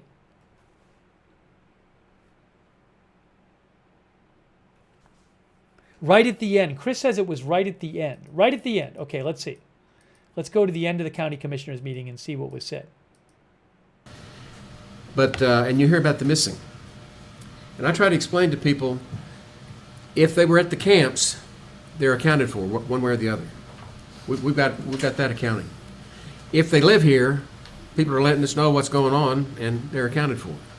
It's the tourists that came in for the 4th weekend, the concert, the fireworks. We don't know how many came. We don't know where they are. We don't know how many we lost. We've heard accounts of trailer after trailer after trailer being swept into the river with families in them. Can't find the trailers. We've got a sonar crew coming out. We've got dive crews in the river. We've got the sonar crew coming out. That's why it's what we don't know. We don't know how many of them there are. And so don't be discouraged when you hear that number. We're doing the very best we can. But it is an unknown at this point. Yeah, to add to what you're saying, Judge, a lot of y'all have seen that F-250 on its side. All you can see is a tire and a door. Just a little more gravel, it wouldn't even been seen. And so who knows how many's out there completely covered. that we're going to get to. There are plans to drain both Nimitz and Ingram Lake.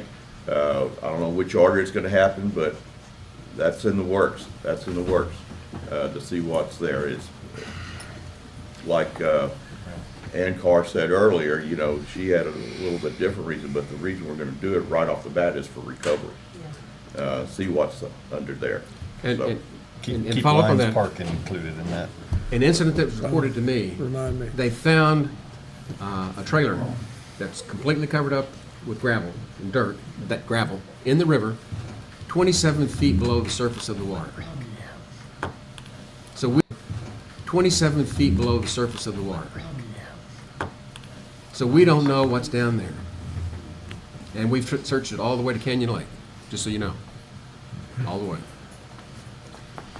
Okay, with that, we're going to... Just terrible. So they actually said they're gonna drain 2 lakes for recovery. Nimitz Lake is part of the river, but it's a dammed part of the river. We showed you that earlier. Thank you, Chris Lee, for finding that part. I appreciate that, Chris Lee. Thanks for finding that part of the commissioners meeting. This is Nimitz Lake here, which is, there's Kerrville. This is all Guadalupe River, but Nimitz Lake is a dammed part of the river. It's over 1.5 miles long.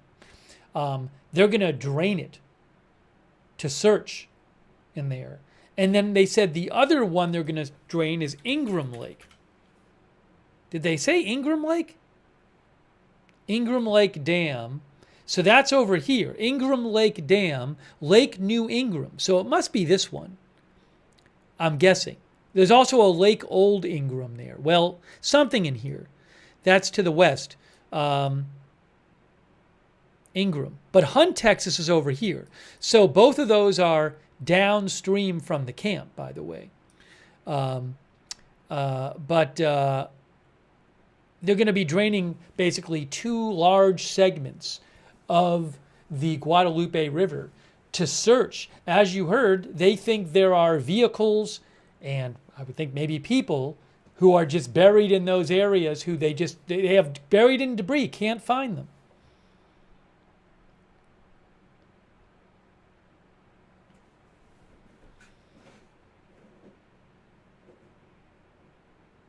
Well, Nigel says, I think the missing are down there. Yeah, it's very possible that a bunch of people will and vehicles will be found there. Sarah says, I saw that picture of a truck buried in the gravel. Absolutely insane force needed for that.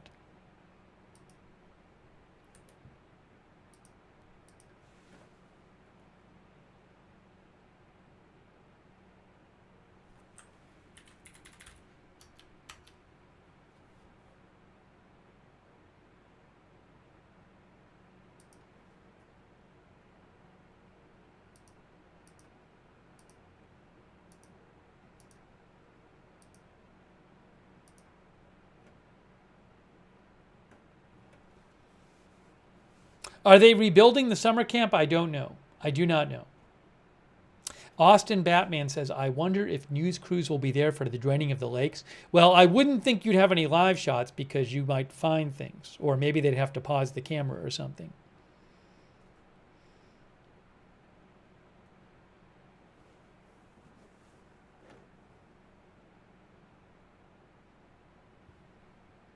Okay. Mike thinks they could resort to ground penetrating radar at some point. They're going to pump the water. I don't know if they're just going to pump it further down the river or what. I don't know how they do it.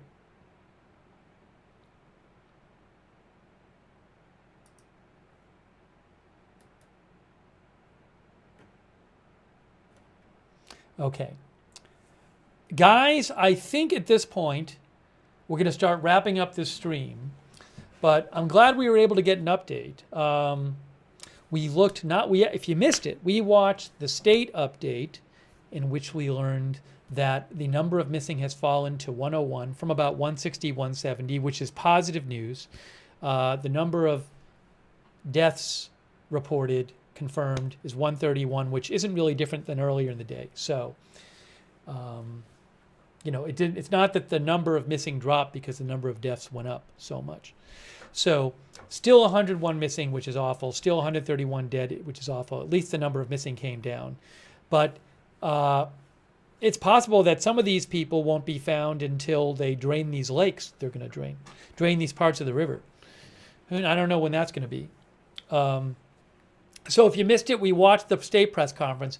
But we also got to watch a bunch of the Kerrville City Council meeting and the Kerr County Commissioners meeting, which I thought were both quite interesting, and we got some updates. And we heard in both the city council meeting, one of the city councilors said city workers were getting threats, and she said they need to get more security for the city workers. In the county commissioners meeting, one of the county commissioners said he had been getting death threats. So that's not good. We heard that in both of those meetings. And we talked about also some of the continuing ongoing questions about whether enough was done and whether more should have been done to prepare, to protect people, to warn people, and all that. So I will keep an eye on the story, and if more news comes up, that's big news. Maybe we'll do another stream on it. But I do appreciate you being here for the stream and watching, and also submitting your comments and letting me read them and stuff, and your questions as well. Hang on a moment. Speaking of which,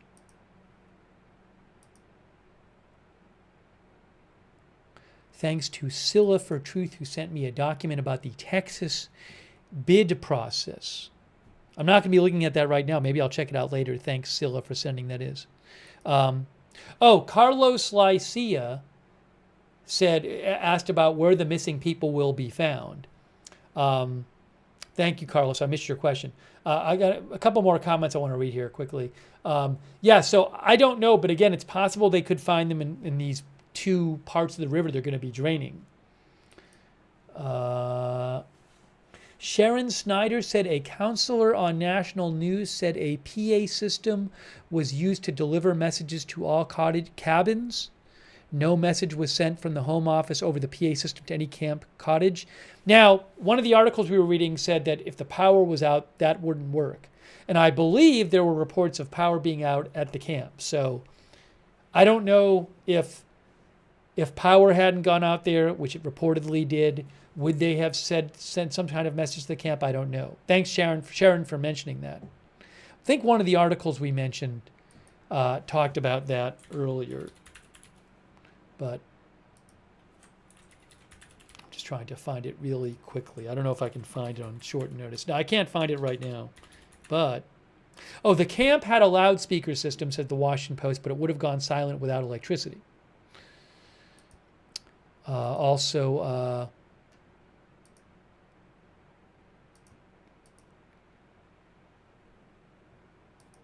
on. DevMan.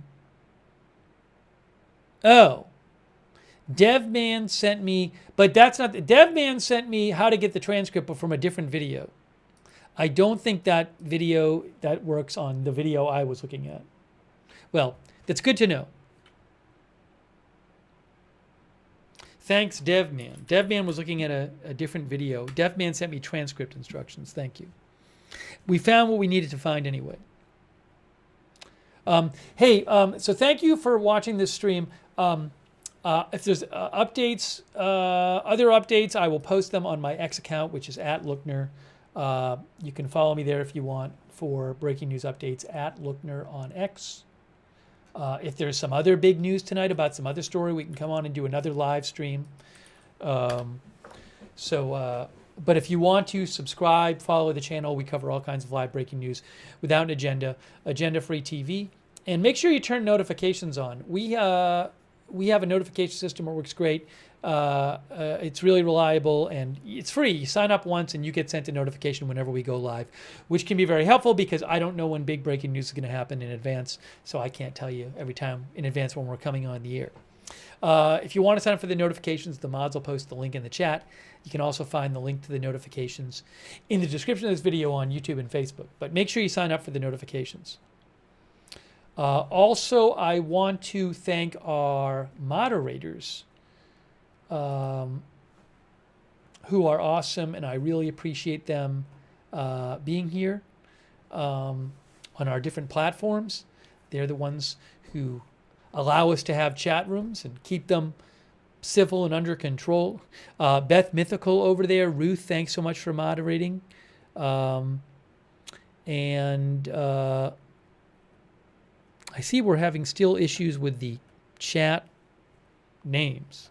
I thought that wasn't happening anymore. And all of our other YouTube moderators, I'll look into that some more. Kay Lowry Body, Margaret Riley, Paul Anderson, Valerie, Gail Griffin,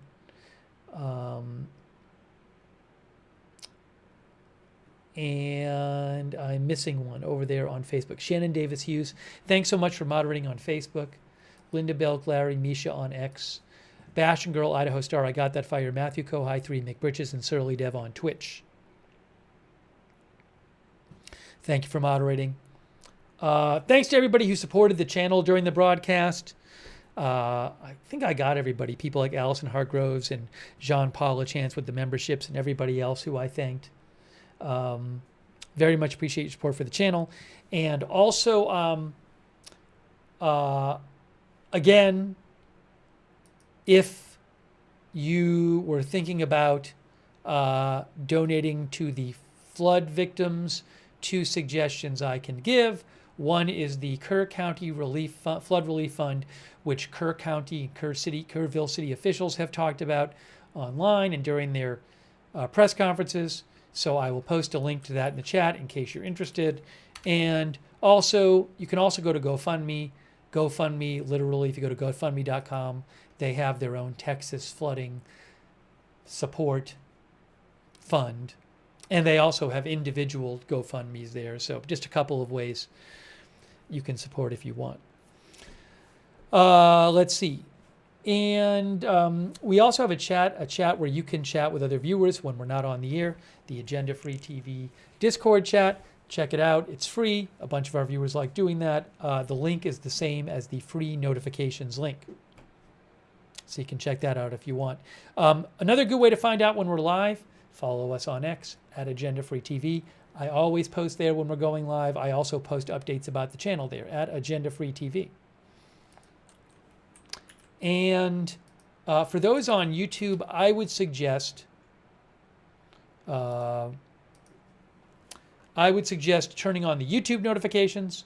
That's a great way to find out when we're live over there on YouTube. It's a little confusing how to do that. To turn on notifications on YouTube, you got to subscribe to the channel. Then click the bell and choose all notifications. Subscribe, click the bell, and choose all notifications.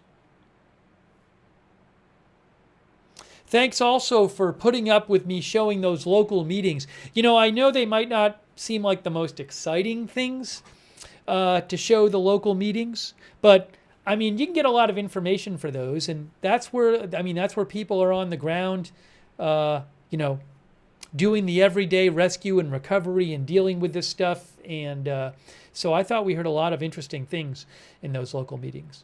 But I appreciate people sticking around to watch the local meetings because I thought they were interesting, but I appreciate that some people wanted to stick around and watch that. Let's see here. I do want to thank, sorry I didn't thank them before, our subscribers over there on Twitch for supporting the channel, like Massachusetts Guy, Wall Street and Shaggy, Matthew Kohai 3, Fate 64. I'll get to them sooner next time. Sorry, that's my fault. LCS Fox, McBritches, and Seer TW. Did I say Fate 64? Sarah, thanks for subscribing. Lisa Pisa, Shells 80, Susan CHF04 on Twitch, Erasmus 2702, thanks for subscribing on Twitch. I think I said Shells 80. And Maro Tenny Briano Idea, Stunned in the North, Carlos Lycia, Will Okla, and all of our other subscribers on Twitch. Thanks for supporting the channel. Thanks to our Facebook subscribers as well. Really appreciate it, like Robert Rial II, Lou Knight, Lucy Overstreet. Thank you, Lucy. Kay Lowry Body, Margaret Riley, Shannon Davis Hughes, Susan Priest Buchner. Susan says, why was a camp even allowed to build a camp in a flood zone? I don't know if the designation changed over time, but we saw that as of recently, FEMA considered it a flood-prone area. Christy Claft, thanks for subscribing on Facebook.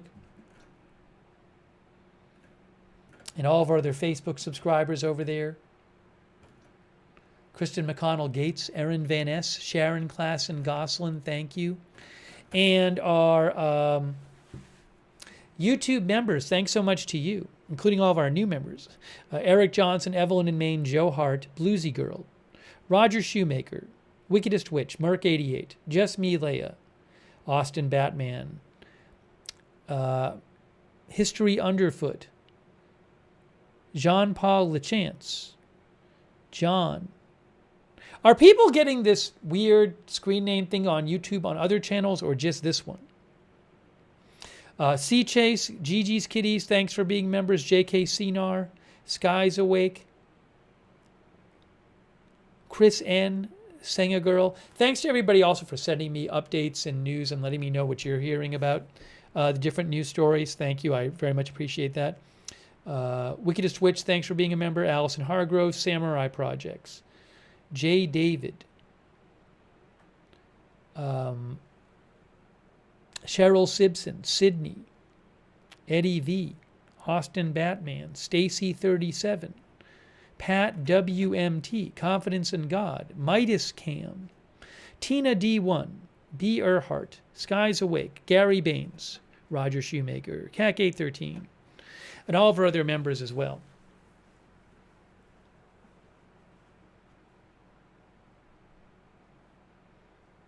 Ruth says that issue is all over the place. I think she's saying not the show's all over. I think she's saying that the issue is all over. Maybe she's not. But 543210 says it seems on other streams the names are fine.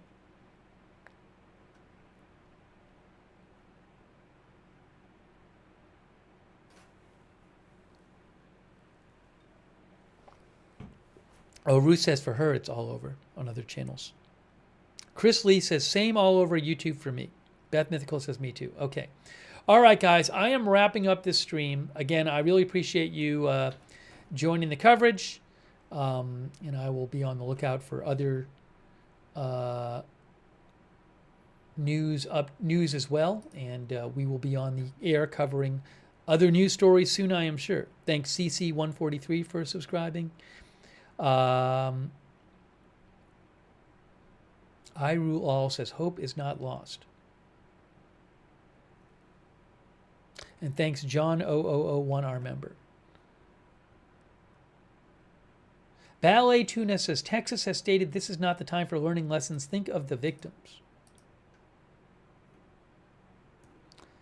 A few more viewers. Thanks to Forrest Ritchie for watching, Paula Thompson, Melissa Terry, Jesse Lee Bowling, and others.